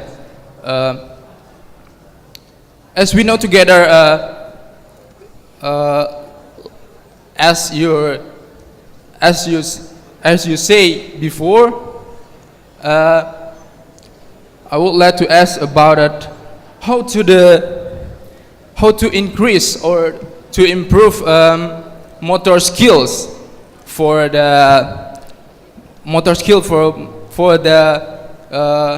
early childhood in Indonesia, because according your research in Indonesia, childhood in Indonesia has a development delay of motor skills, right?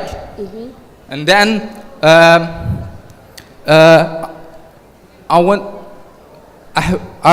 have right to know how to develop, how to improve motor skill of development delay motor skill children in Indonesia.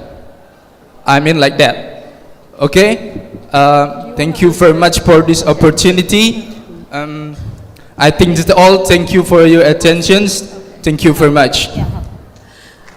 Thank you. Thank you for that question.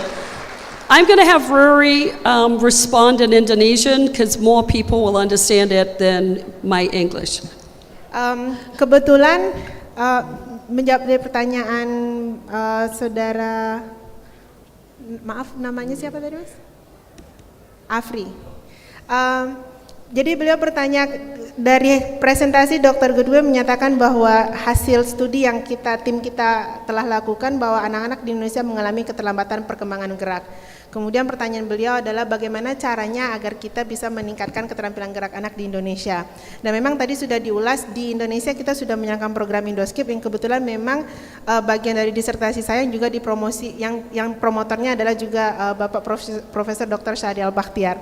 Jadi program Indoskip itu sendiri merupakan modifikasi dari program Skip Dr. Goodway yang memang terbukti efektif di Amerika.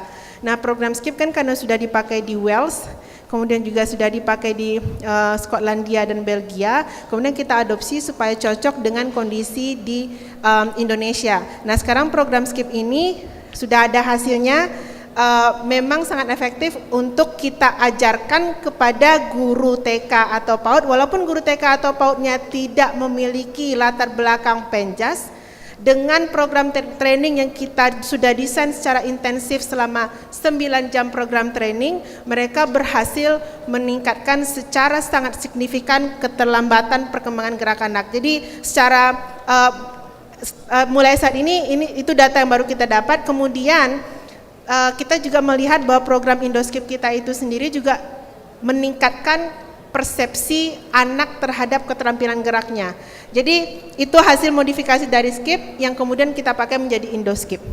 Mudah-mudahan itu bisa menjawab pertanyaan dari saudara Afri.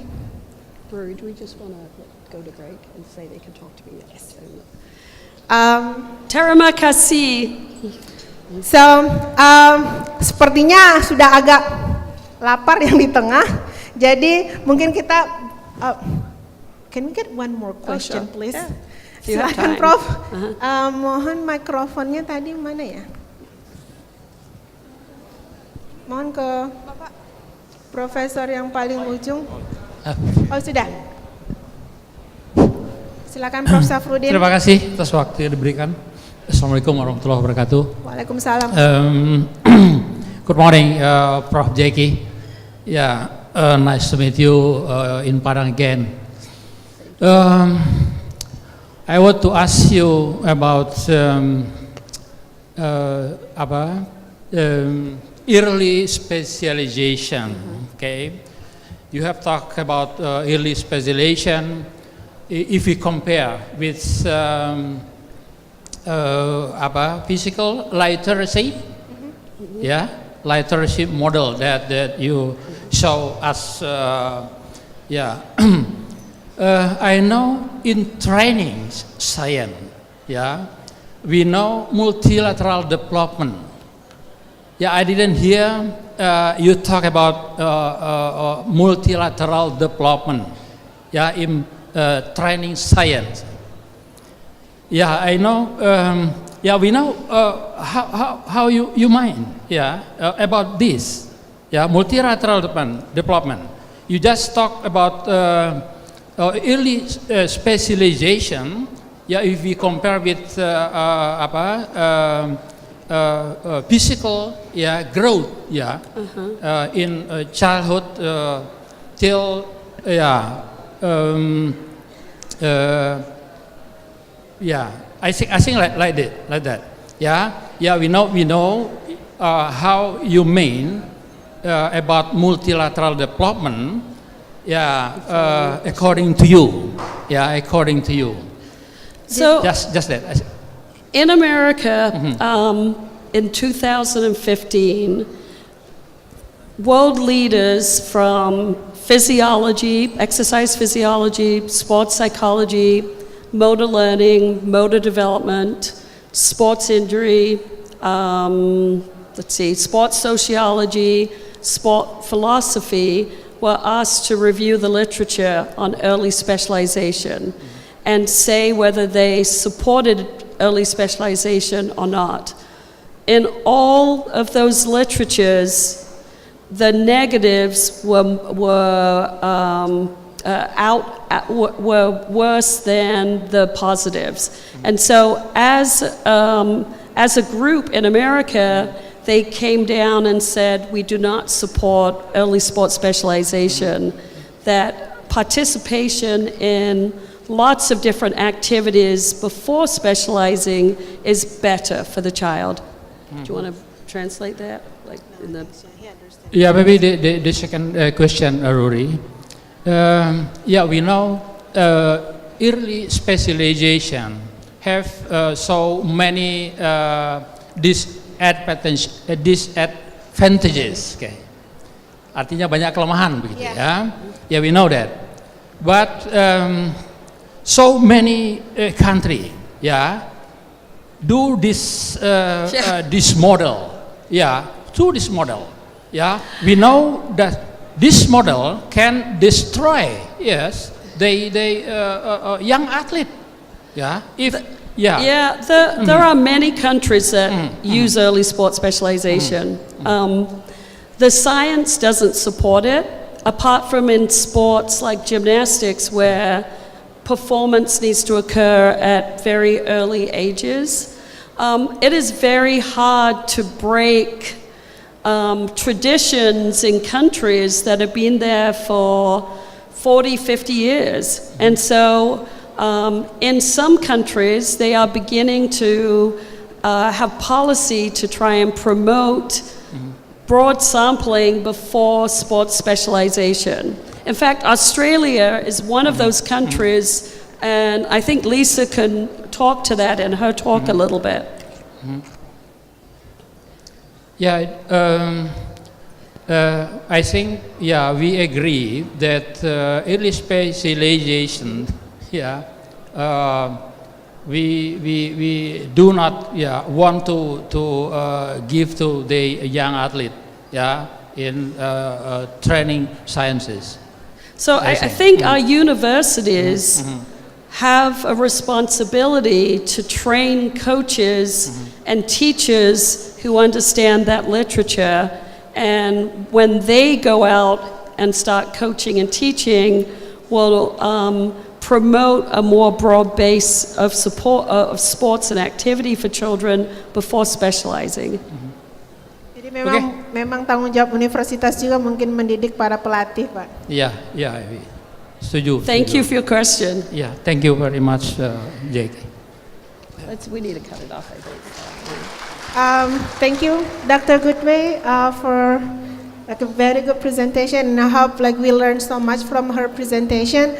And now we can have like a 10 minutes break Okay, while you're we are talking in English. preparing for like a plenary session of Dr. Lisa Barnett and Dr. Lee Hong Juan. Say that in Indonesian. You're just talking Jadi English. kita bisa break dulu 10 menit sementara kita mempersiapkan sesi berikutnya yaitu Dr. Lisa Barnett dengan Dr. Lee Hong Juan. Coffee break 10 menit. Terima kasih atas perhatiannya. Mudah-mudahan Terima kasih. informasi yang disampaikan Dr. Goodway bermanfaat. Mohon maaf jika ada kesalahan. Wabillahi taufiq wal hidayah. Wassalamualaikum warahmatullahi wabarakatuh.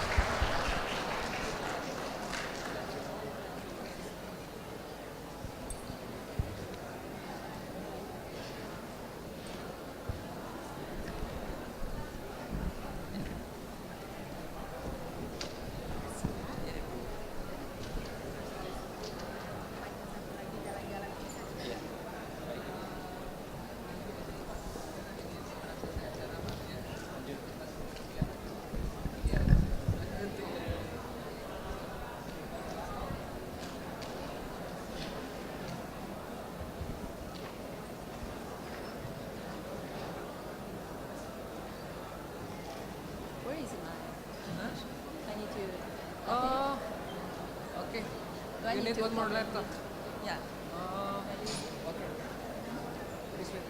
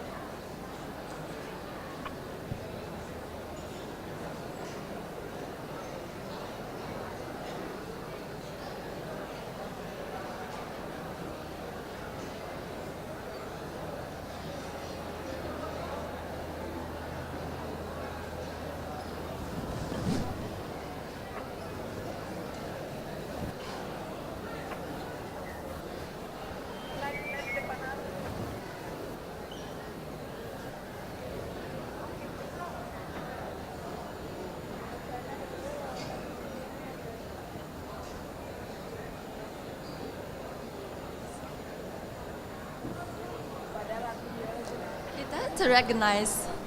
Can you help me? With your topic, but I'm trying. And Which one is yours? You cannot find it? I don't know. Yeah, I didn't find. Oh, is this Yeah, yours? yeah. Okay.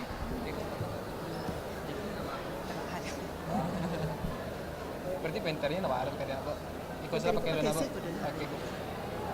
So the screen is operated by you. Iya. Yeah. The screen is me. But, I'm clicking that. yes. Okay. So that's why I need to stand next to you. So when you click when you flip your slide, so then I can click over there. Okay. Yeah. So I don't need this. I can use this phone. No. That clicker didn't use. Oh, I think you don't need to use that because you're standing right in front of the computer. Kampus lagi. Kok enggak? Mana ada kakak baca lagi? Nah, biasa jemput apa? Itu aja ya. No. Yeah. Oh, terus This is nama what I siapa? will talk. Atau udah beda? I think it makes easier for you. Bisa, kemarin masih angan-angan mah. Baru-baru pulang pergi. You didn't receive Iya kan? it. Yeah. I sent you Romy this morning, and I asked him to send to you. I have not talked to Apa him. ya? I really have Proposal I yang have setiap no idea. pagi. Are you gonna read this? Yeah. Okay. Because what I talk Hold on, is so is a this little like- bit different from the PPT. Is it like 30 minutes talk? Yeah.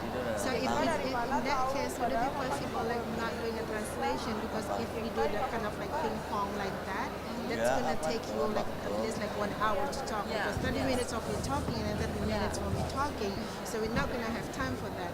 So I think what we can do is you keep talking, and at the end, I'm as a moderator, I'm gonna make a conclusion of what what. So you don't need to translate. So yeah, I did all, not do but- like a ping pong like that. So I'm just gonna make like a whole summary about your speech. Is that okay with you? Okay. So this is yours, right? Yeah. Do you need this while you're Yeah. reading? Okay. So you said that you send. Okay, it's okay. So is that like? Do you have this in your pen drive?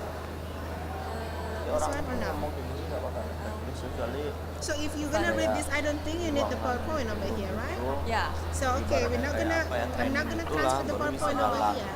So I just need this file. So in that way, then I can start summarizing while Yeah. you're talking. Yeah. Okay.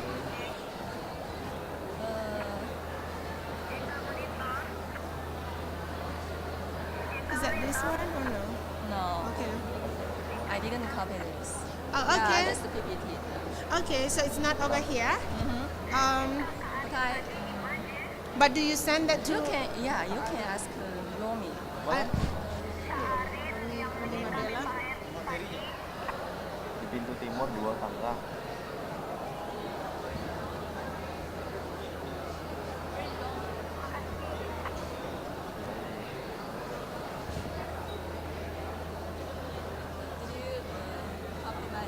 No, do you still need? Because I thought that you're gonna read it. Do you still need the PowerPoint over there? Okay. So in that way, then, because you're gonna talk, I think you need this clicker. So in that way, then when you're standing there, and then you can just yeah. So this one works directly to the computer. So you kind of like have your own control. Yeah. And then I'm just gonna summarize while you're talking. So at the end you talk, and then I'm just gonna make a summarize in my language. Is that okay? Okay, great.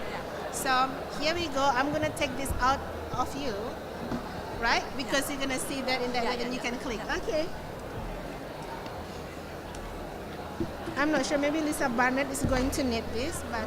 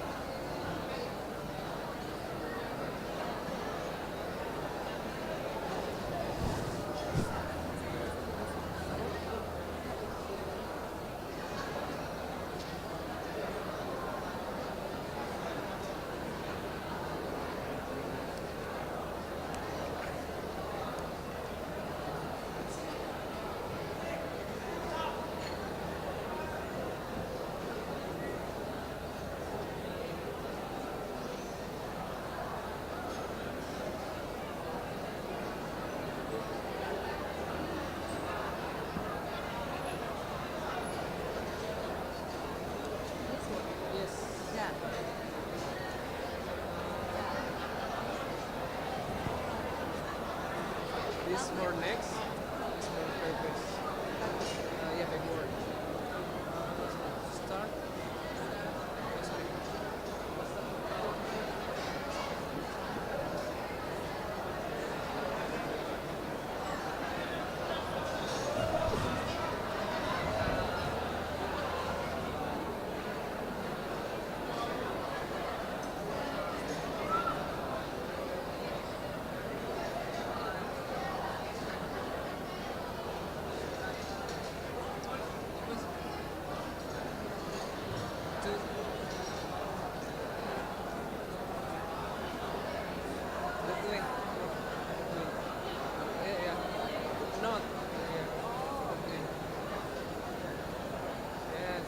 Yeah.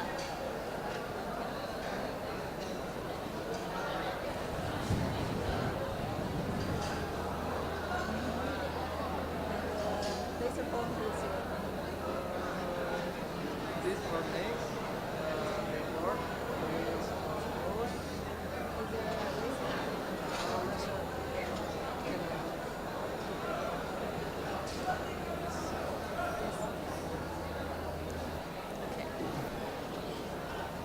May I use action? Yes. Yes, step action. Awesome.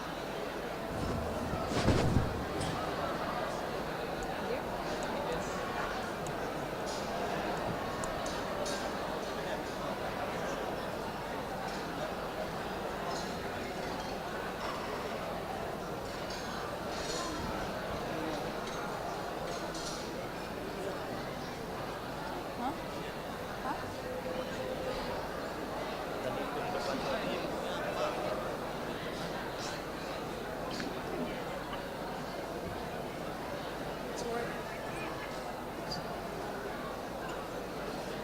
Cobalah kakak tanya.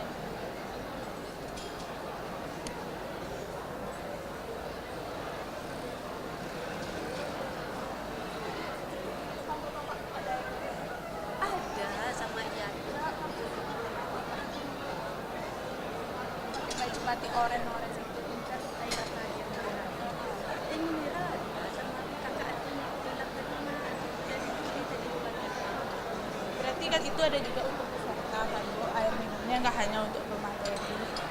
Bapak ini? Iya, yang pakai baju batik oranye ini. Oke, kasih aja lah, minta aja lah, minta lah. Sikat kita. Iya, kita pakai.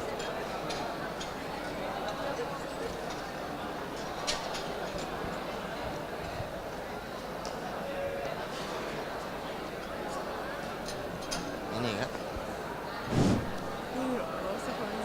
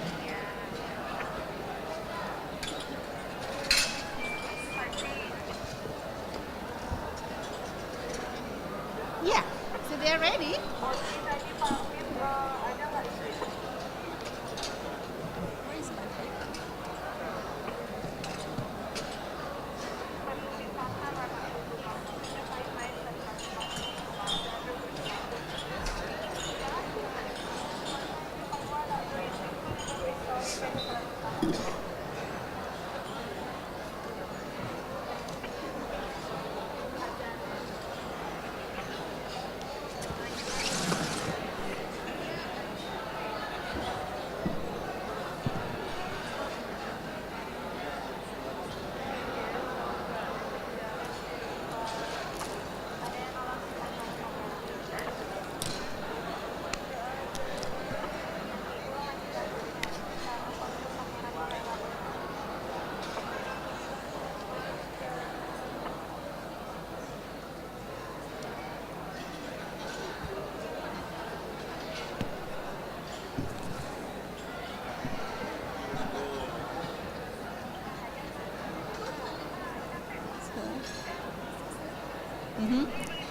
okay.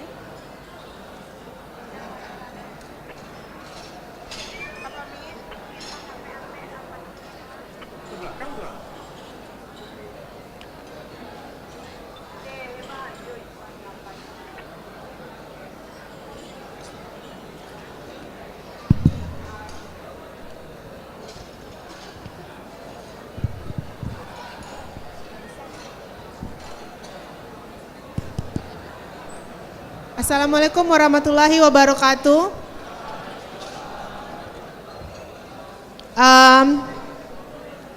Sekarang kita masuk ke plenari pertama. Sesi ini akan diawali oleh presentasi oleh Dr. Profesor Hong Juan Lee.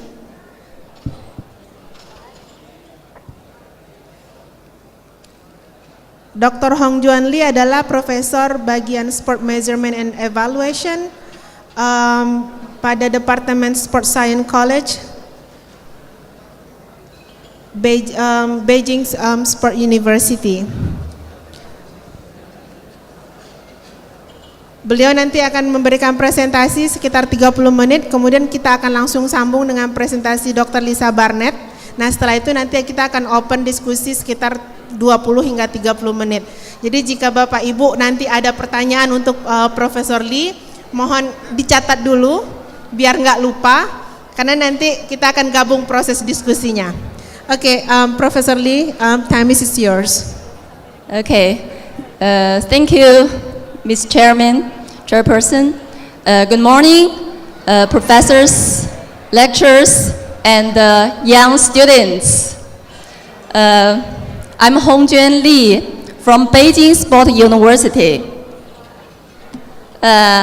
This is our beautiful campus. Yeah, I work in Sports Science College. It is the best college in our university. At first, I appreciate invitation from the committee of this international conference. I think it's a good opportunity to share our ideas in research, in professional field, but also exchange or share our different cultures.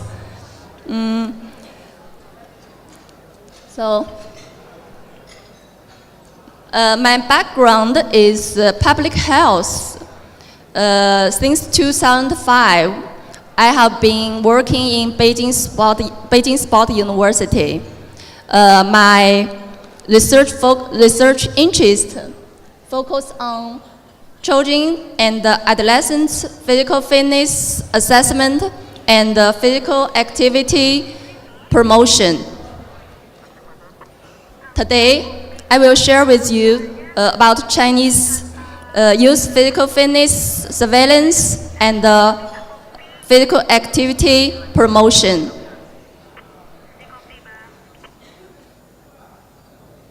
This is the outline of my presentation. I will present in 3 sections.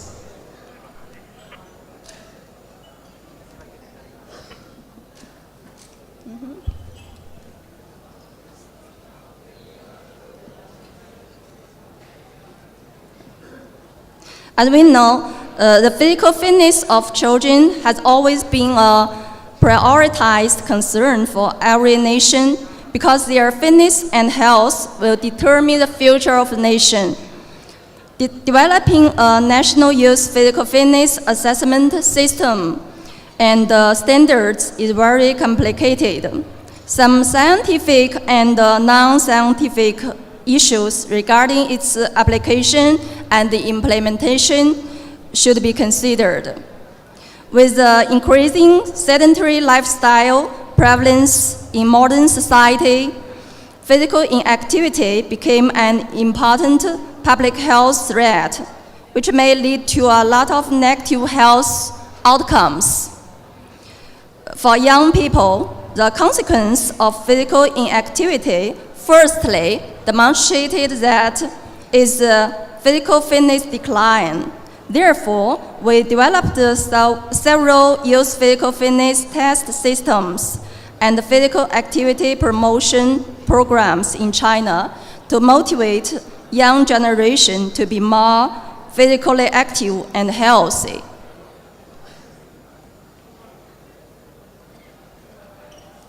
At first, I'd like to introduce our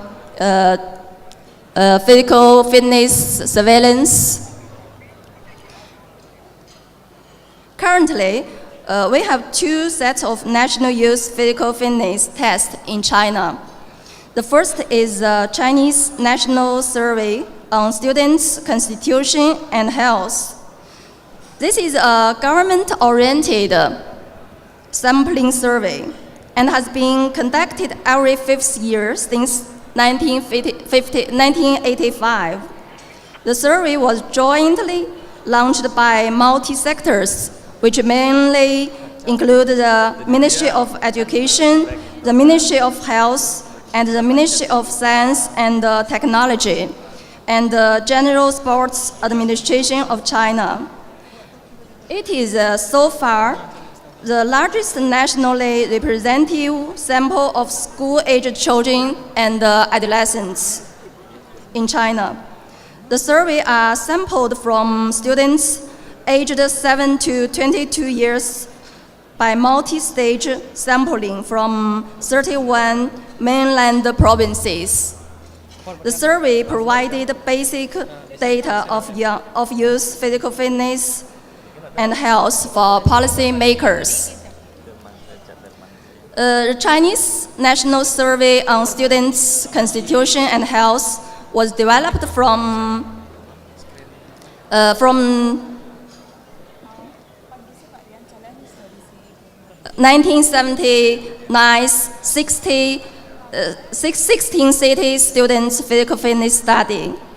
The tests consist of morphological measurement, such as body size, and physiological functions and motor fitness. Since 2000, 3 to 6-year-old preschool children and adults were covered in physical fitness surveillance, and finally formed the Chinese National Physical Fitness Surveillance System.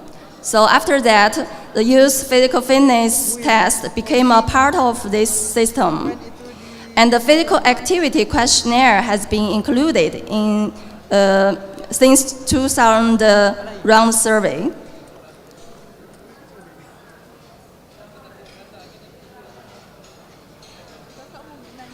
The second system is the Chinese National Students' Physical Fitness for Health Standard.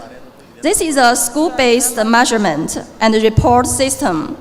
It was charged by the Chinese Education Ministry. Every school was required to take tests for all students every year and report to the Chinese Education Ministry. It is not only a test system, but also a comprehensive educational and intervention system. It's a developing and opening system. Physical activity, survey, and promotion were highlighted.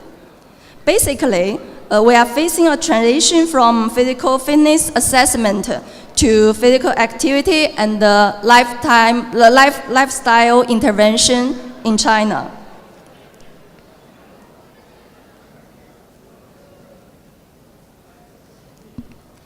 In this surveillance, in this system, it is developed from the Youth Physical Exercise Standards. In 2013, it was revised as a new version, National Students Physical Fitness for Health Standards.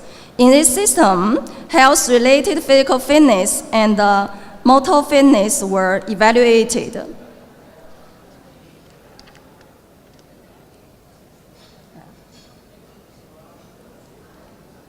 The test items are very similar to the Chinese National Survey on Students' Constitution and Health, the first system.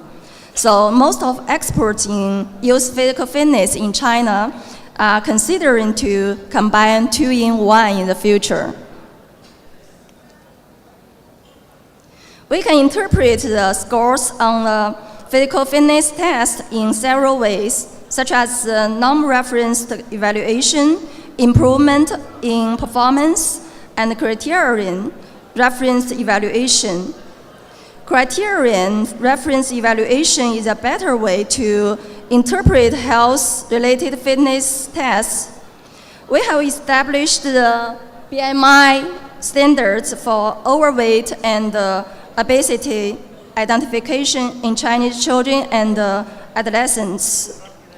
The criterion of health indicators include body fat percentage and the risk of metabolic syndromes. For motor fitness, we still use non-referenced evaluation. Okay, let's move on to a secular change of Chinese children and adolescents' physical fitness from 1985 to 2014.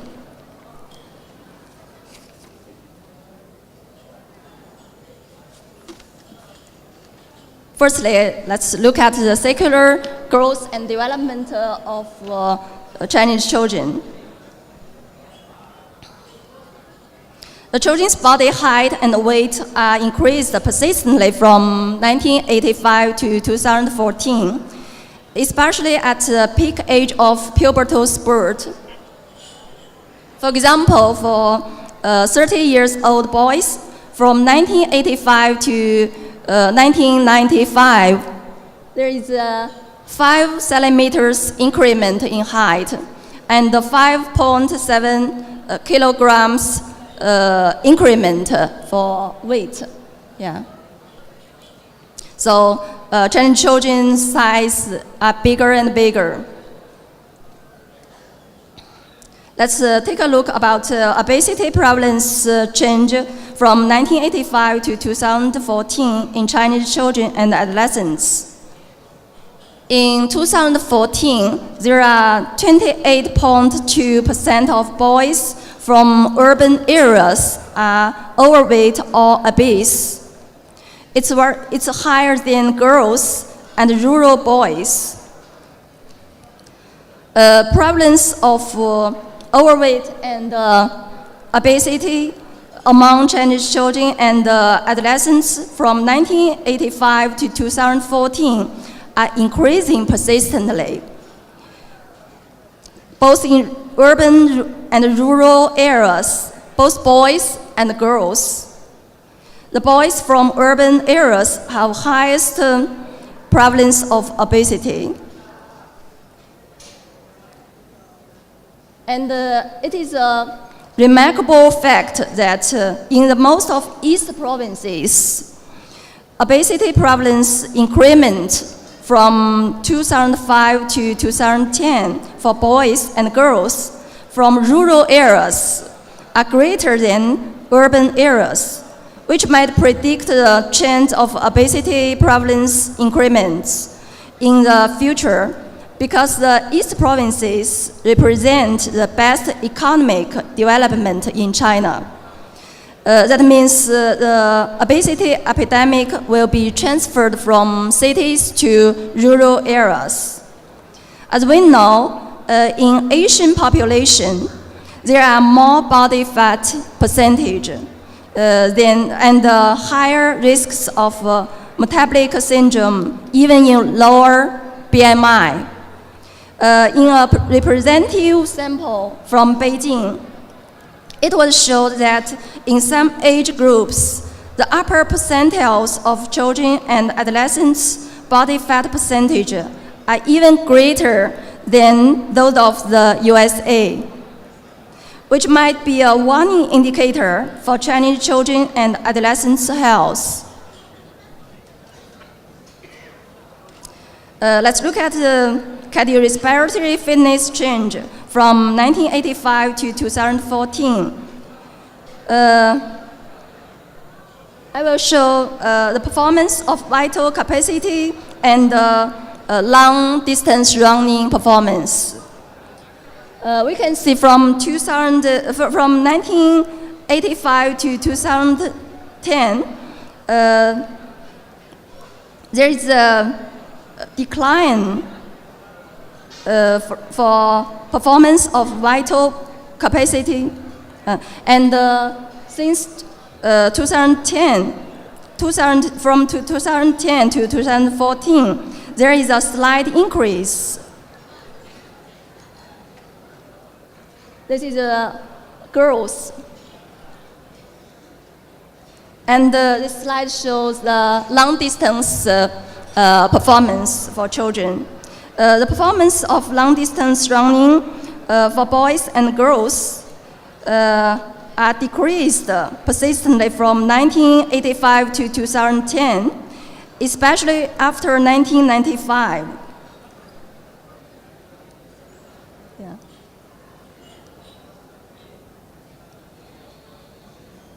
Fortunately, from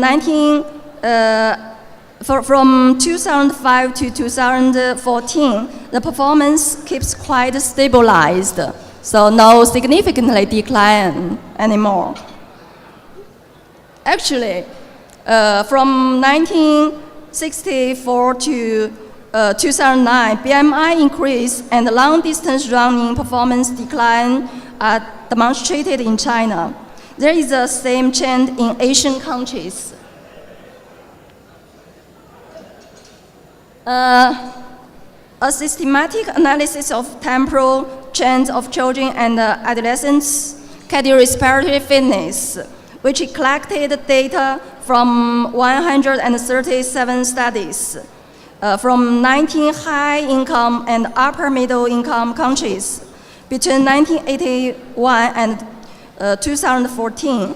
It demonstrated that there has been a substantial decline in children's cardiorespiratory fitness since 1981, which is suggestive of a meaningful decline in population health. So, overweight and obesity problems and cardiorespiratory fitness decline might be a worldwide public health concern threat.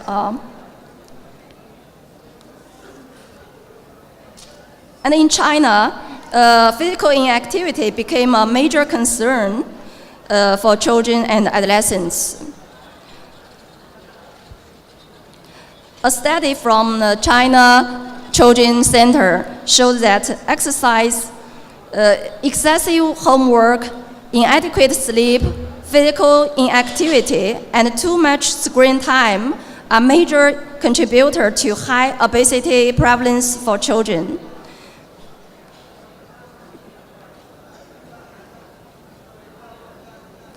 In 2010, only 32.7% of children aged from 9 to 13 can meet with recommendation of physical activity guideline. For adolescents, to the population, sedentary behaviors increased. Promotion and adolescents with and the 85% Chinese children long access. Here, a foundation for children's quality. Physical activity. So the country gets scored the same way our children get scored when they go to school. Jadi ini yang ditampilkan oleh Dr. Barnett ini istilahnya adalah report card atau kartu laporan. Ini data dari tahun 2014. Kebetulan tema di 2014 adalah is sport enough atau apakah olahraga itu saja cukup. Nah, kartu laporan ini merupakan suatu metode yang memang secara mendunia sudah dipergunakan. Tujuannya adalah untuk melihat atau meranking faktor-faktor kesehatan dan aktivitas fisik negara di dunia. So here you see a map of all the countries that are using this report card that comes out. It started in Canada and it's spread all over the world. So it's a really great way of getting media attention. It's something that government, policymakers can understand, and you'll see what I mean in a minute on the next slides. Jadi kalau dilihat di peta ini, yang biru itu negara-negara yang memakai sistem ini, sistem kartu laporan. Berawal dari Kanada, kemudian dipakai oleh Eropa, kemudian sudah menyebar ke seluruh dunia. Ini merupakan suatu cara agar kita mendapatkan perhatian dari media dan pemerintah. So 52 countries around the world are delivering a report card on how well the country does. Ini ada 52 negara yang sudah memakai pendekatan kartu laporan ini. Here you can see the different countries. It looks like Malaysia might be involved, but not Indonesia. So perhaps this might be something that Indonesia might want to consider. And in a minute I'll present some of the Australian data. Jadi kalau dilihat dari peta ini lebih dekat lagi, sepertinya Malaysia sudah memakai metode ini, cuman Indonesia belum. Jadi mungkin nanti Dr. Barnett juga akan menceritakan kalau Australia bagaimana sistem kartu laporannya ini di Australia. So to give you an idea, this is what the Australian report card looks like. It talks about physical activity, it talks about active play, it talks about active transportation, how you get to and from school, it talks about organised sport, and it gives you a rating. A is the best, down to B, C, D, and if it says I and C, inconclusive, that means we don't have enough data yet. Jadi ini modelnya, contoh kartu laporannya seperti ini. Jadi ada khusus laporan mengenai aktivitas fisik atau bermain aktif, transportasi aktif ke sekolah, kemudian pendidikan jasmani. Nah di kartu itu nanti ada rankingnya A, B, C, D, E. Nah jika tidak ada data yang cukup untuk negara itu membentuk suatu ranking, maka biasanya ditulis skornya itu hasil tidak konklusif. Here's some more examples. This talks about the family, this talks about the built environment, what sort of footpaths we have, what sort of playgrounds we have. It talks about schools, and it talks about what the government puts into physical activity and sport. Nah ini contoh lainnya juga kartu laporannya itu mulai membahas mengenai keluarga, kemudian lingkungan yang dibangun seperti taman bermain, kemudian juga ada infrastruktur di sekolah, atau strategi yang dilakukan oleh pemerintah. The advantage of the report card is that parents understand, the community understand, and the media pick it up, and you get a lot of media attention which can raise the issue of sport and physical activity and help bring in government money.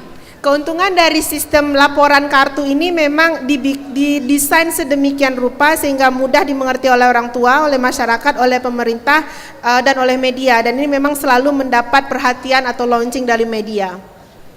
So sport is important, but it's only one piece of the puzzle. We need to think of all the other pieces of the puzzle that help to get children and adolescents and adults moving. Jadi ternyata didapatkan kesimpulan bahwa olahraga itu memang penting, tapi itu hanya bisa menjawab satu teka-teki saja. Jadi masih ada faktor-faktor lain yang mesti diselesaikan.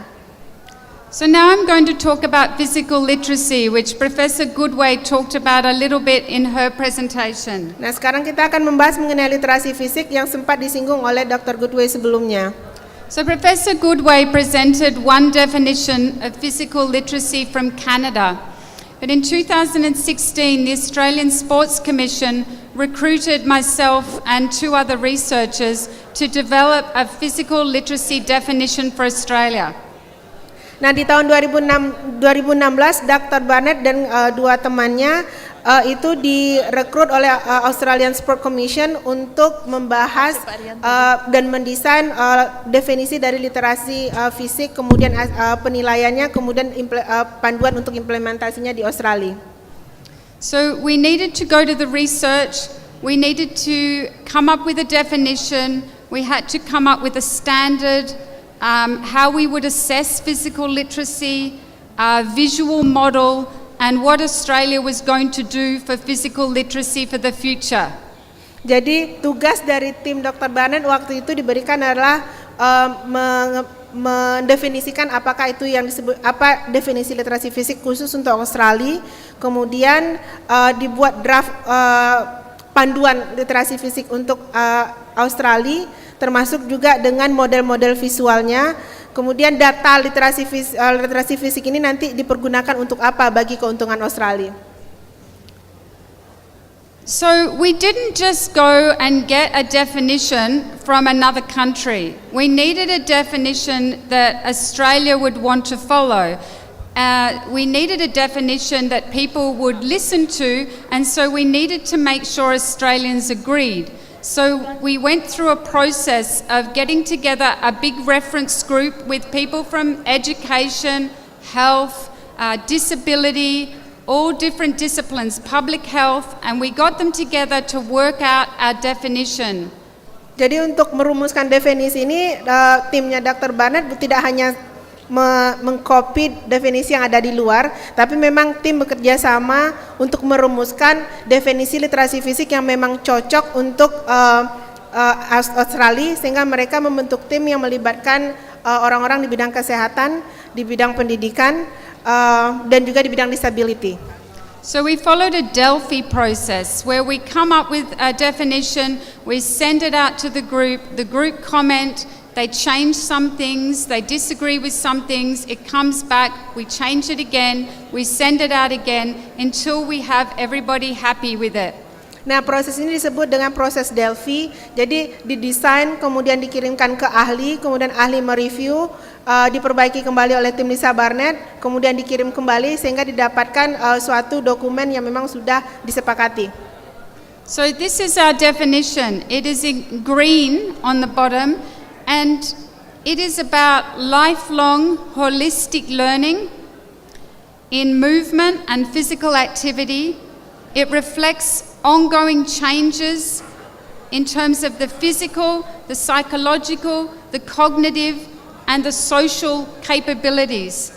And it's vital in helping us lead healthy and fulfilling lives through movement and physical activity. Jadi literasi fisik yang didefinisikan oleh tim dari Australia ini memang merupakan suatu proses yang seumur hidup menyeluruh, yang mencakup pada fisik, psikologi, kognitif, social capabilities, dan ini juga merupakan suatu proses kesehatan yang sangat penting.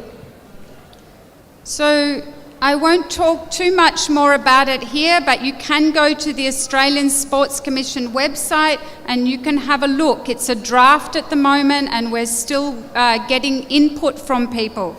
Jadi Dr. Barnett nggak akan ceritakan lebih panjang lagi mengenai ini. Kalau ingin mendapatkan informasi lebih lanjut, silakan kunjungi website berikut.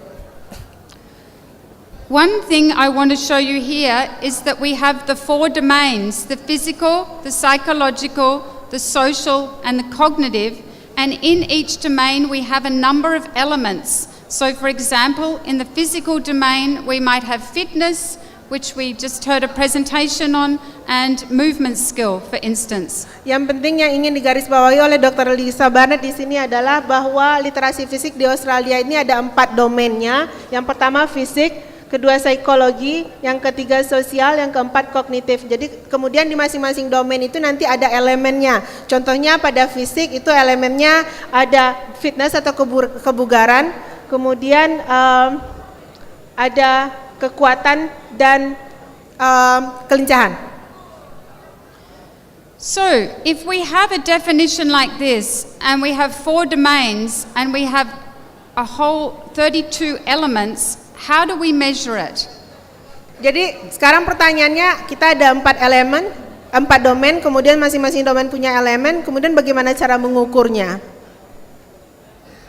So we developed a guide. Rather than say to people, you need to measure it in one way, we think it's best that people follow a guide and think about what they need to do for their own situation. Jadi akhirnya Australia memutuskan tidak menyusun suatu instrumen pengukuran yang baku. Yang dilakukan oleh Australia adalah mengirim panduannya, kemudian siapa yang akan menggunakan panduannya bisa menyesuaikan dengan kebutuhan daerah masing-masing. So for example, you have to think, what domain do I want to measure? What is the subdomain? Is it movement skills I'm interested in? Is it fitness I'm interested in? What context? Is it on land? Is it in water? Do I want to do it to monitor the population, or do I want to measure a class? What age group? What is the learning outcome I'm interested in? What is my method? How many participants? And how much is it going to cost? You need to think through all those aspects. Jadi contohnya misalnya pilih dulu kita ingin mengukur domainnya apa, kemudian dilihat lagi subdomainnya apa, misalnya dipilih domainnya fisik, kemudian kita ingin mengukur khusus gerak dasar atau motorik kasar, kemudian dilihat lagi konteksnya, konteks air atau konteks di darat, tujuannya, kemudian grup anak yang akan kita ukur, metodologinya, jumlah partisipannya, serta jumlah dana yang tersedia. It's quite long. So I just give you a little idea of an example. So imagine that you were interested in assessing skill of children in preschool. Perhaps you've done the Indo-Skip program and you want to see whether it works. We know from the data that Professor Goodway presented, many children are behind in their movement skills. That's why you want to do this. But we want an assessment that preschool staff can do, and they're not trained in physical education. So we need something that they're able to do.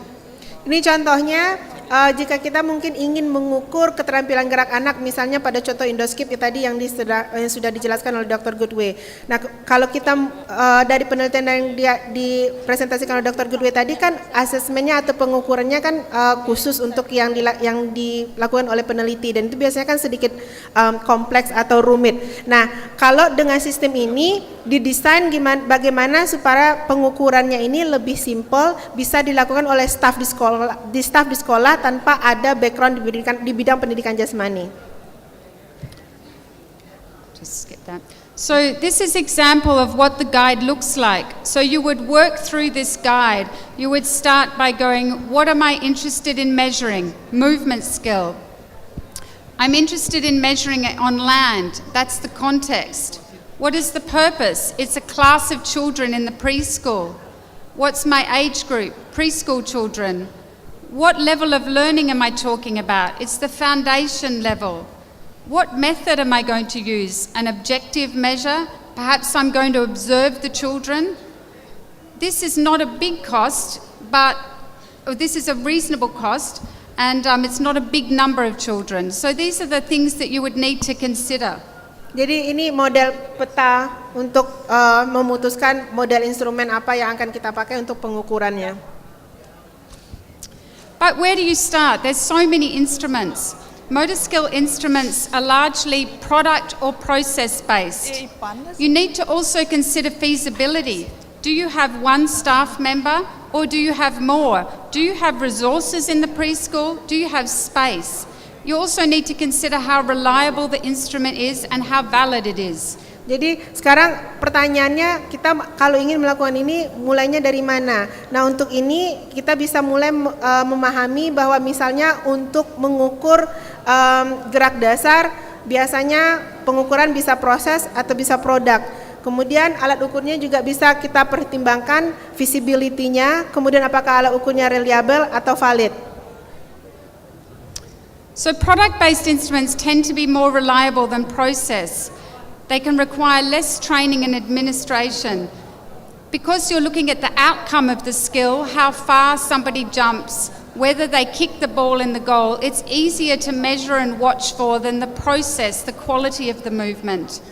But product assessments won't give you information on why the child does not work well. So you need to think of what's important for your purpose. Proses pengukuran produk itu memang sangat lebih cepat lebih reliable biasanya karena memang yang diukurkan adalah hasil akhir. Hanya saja pengukuran produk ini tidak bisa menjawab pertanyaan kenapa anak bisa atau tidak bisa melakukan atau memberikan performa yang baik. There's new instruments coming out now which are doing the assessments in a circuit. So a group of children run round, and this can be quite practical for one teacher or a teacher that has a class rather than doing the assessments one-on-one if they don't have the resources. Nah, ini salah satu contoh instrumen yang akan keluar dalam waktu dekat disebut dengan penilaian sirkuit. Ini juga tujuannya didesain agar satu guru bisa melakukan penilaian satu kelas anak secara langsung, secara bersamaan. You need to always think back of what your purpose of assessment is. Do you want to report back to parents? Do you want information for a government monitoring program?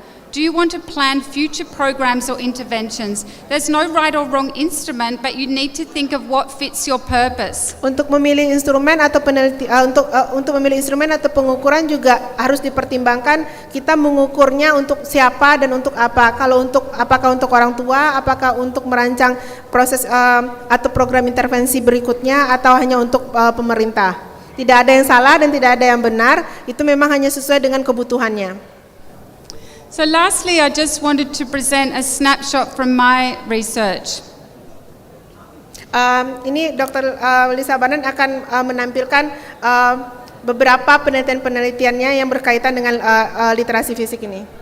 So just coming back to physical literacy for a minute, my expertise is around the physical domain, particularly in terms of children's movement skill, and the psychological domain, particularly around children's perception of their movement skill, which is something Professor Goodway also talked about. Jadi kembali ke elemen literasi fisik, keahliannya Dr. Lisa Barnett ini adalah di bidang fisik, yaitu keterampilan gerak dasar anak, dan psikologis, yaitu persepsi anak terhadap keterampilan gerak. So I'm going to start with what I think's been my most influential paper, which was about does childhood motor skill predict adolescent fitness? So children were aged 10 and then they were followed up 6 years later. Nah, ini artikel pertama Dr. Barnett untuk anak yang usia 10 tahun, kemudian diadakan tes follow up berikutnya. So what this paper showed is it's been well cited because it was the first longitudinal evidence to show a relationship between motor skills and fitness, and it also showed that even though the boys were fitter than the girls and more skilled, that the relationship worked the same way. So if girls get skills, they are also going to be more fit. Artikel ini merupakan artikel pertama yang melihat hubungan antara keterampilan gerak dengan kebugaran jasmani pertama, sehingga memang banyak dikutip oleh banyak peneliti. Walaupun hasilnya adalah walaupun anak laki-laki memiliki keterampilan yang lebih daripada anak perempuan, namun setelah dilihat secara longitudinal, kalau anak perempuan bisa meningkatkan keterampilan geraknya, maka hubungannya dengan kebugaran jasmaninya tetap sama dengan anak laki-laki. In 2009, I published a paper again looking at childhood skills, but this time looking at skill as a predictor of adolescent physical activity. Untuk artikel kedua ini melihat apakah keterampilan gerak anak di usia dini ini bisa memprediksi aktivitas fisik anak ketika anak remaja. So this paper showed that the children that were more motor skilled were more physically active as adolescents, and in fact, their probability of any time in vigorous activity increased the more skilled they were as children. Nah, penelitian ini menunjukkan hasil bahwa anak yang memiliki keterampilan gerak dasar yang bagus akan memiliki aktivitas fisik yang tinggi ketika anak di usia remaja. In 2009, I also published a paper looking at the relationship between childhood skill and adolescent physical activity and fitness, but looking at the mediated relationship of how you think about yourself. Artikel ketiga ini melihat hubungan antara keterampilan gerak dasar anak waktu kecil dengan aktivitas ketika remaja dimediasi oleh persepsi anak terhadap keterampilan gerak. So this paper showed that even though there's a direct relationship between how skilled you are and how physically active you are, there's also a mediated relationship. So how you think about yourself is important. Penelitian ini menunjukkan hasil bahwa memang ada hubungan langsung antara gerak dasar dengan aktivitas fisik, tapi ada juga hubungan mediasi antara gerak dasar dengan aktivitas fisik yang dimediasi oleh persepsi akan keterampilan gerak dasar. The next paper I want to talk about was a follow-up of an intervention. So the first papers I've been talking about are all observational. So Professor Goodway presented data from interventions, and we know that motor skill interventions largely improve motor skill. But does that last over time? What about 3 years later? Are the kids who are in the intervention, are their skills still better 3 years later? Jadi artikel keempat ini artikel lanjutan dari penelitian sebelumnya. Jadi kalau kita berintervensi kemudian anak meningkat keterampilan geraknya, tapi kita tidak tahu apakah peningkatan keterampilan gerak ini akan terus dipertahankan oleh anak misalnya setelah 3 tahun kemudian. So this paper showed that at the post-test, after their preschool intervention, the intervention children, the girls and the boys, that's the solid line, were higher than the controls. But 3 years later, the boys were catching up. The control boys caught up, but the girls didn't. So the intervention girls were still better 3 years later. Nah, dari hasil penelitian Dr. Barnett, ketika diberi intervensi, anak laki-laki dan anak perempuan memang meningkat keterampilan gerak dasarnya dibandingkan dengan anak-anak yang tidak mendapatkan intervensi atau program gerak dasar. Tapi setelah 3 tahun kemudian dilihat bahwa ternyata anak laki-laki yang tidak mendapatkan keterampilan gerak dasar bisa mengejar anak yang memperoleh program keterampilan gerak dasar. Hanya saja yang perempuan tidak. Jadi anak perempuan kalau tidak mendapatkan program keterampilan gerak dasar akan tetap tertinggal. So this shows it's really important to intervene for girls, because perhaps the boys get those opportunities anyway once they start school, but the girls didn't. Jadi hasil penelitian ini menyarankan kita perlu memberikan sedikit perhatian berlebih untuk memberikan keterampilan gerak dasar pada anak-anak yang perempuan. So this paper was designing an instrument to measure young children's perceptions of their motor skill. And up until this point, we didn't have an instrument that measured this in young children. Ini artikel yang kelima adalah artikel di mana Dr. Barnett mendesain instrumen untuk mengukur persepsi anak mengenai keterampilan gerak dasar. I think I'll skip that one. Yeah. So now this instrument is being used in over 20 countries. So there was a big demand from researchers to be able to measure this in young children. And you might notice that Rory is here as well because it's been used in Indonesia. Yang instrumen yang didesain oleh Dr. Barnett ini memang sudah digunakan oleh berbagai negara di dunia, dan memang untuk penelitian yang tim kami adakan di sini juga memakai instrumen yang didesain oleh Dr. Lisa Barnett. We have a special issue that's been led by Professor Goodway and I in the Journal of Motor Learning and Development that's all about motor perceptions, and it will be released this year. We have 17 papers from 12 countries, and one of those is an Indonesian paper that's led by Rory. Ini di tahun ini juga kita akan ada keluar spesial isu di jurnal Motor Learning and Development. Itu memang khusus diundang untuk mempublikasi atau mensubmit artikel kita berasal dari 12 negara. Salah satunya Indonesia. Kebetulan tim kita diundang untuk menulis di jurnal spesial isu ini.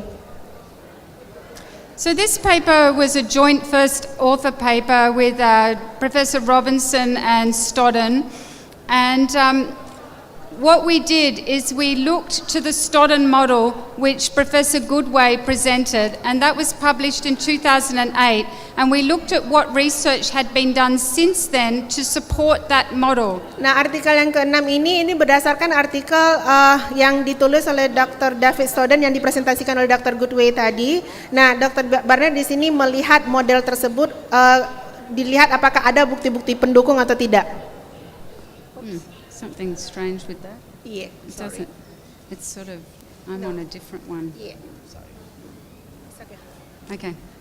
So what we found is that these dark grey arrows show there is a lot of evidence now in that area. So there's a lot of evidence that motor skill and physical activity are related, and that motor skill is also related to your weight status and to your fitness. But the lighter arrows are showing we still need research in those areas. Nah, di model ini kita lihat kalau yang panahnya berwarna hitam itu data sudah banyak. Tapi panah yang berwarna biru itu datanya masih kurang. Jadi kalau ada yang tertarik ingin melakukan penelitian mungkin mulai dilihat ini model ini. Jadi pasti akan banyak kesempatan untuk publikasi. So this paper is not influential yet, but I am hoping it will be, because this is the first longitudinal paper that's looked at physical activity in very early childhood in toddlers and preschoolers, and whether that's a predictor of their actual skill and their perceptions of skill at the time they start school. Ini artikel ini memang belum terlalu booming, belum terlalu besar pengaruhnya, tapi sepertinya diprediksi akan menjadi salah satu artikel yang juga akan besar pengaruhnya. Artikel ini mengupas tentang hubungan antara keterampilan gerak dasar anak di usia TK atau PAUD dihubungkan dengan keterampilan gerak di saat anak memasuki usia sekolah dasar. So we found that how active children were at 3.5 years old was associated with their locomotor skill and their perceptions at 5 years old. Jadi ditemukan oleh tim Dr. Barnett bahwa aktivitas fisik anak di usia 3,5 tahun itu memprediksi keterampilan gerak lokomotor dan persepsi anak terhadap keterampilan geraknya di saat anak berusia 5 tahun. So this paper was in response to criticism that we were getting about fundamental movement skills. So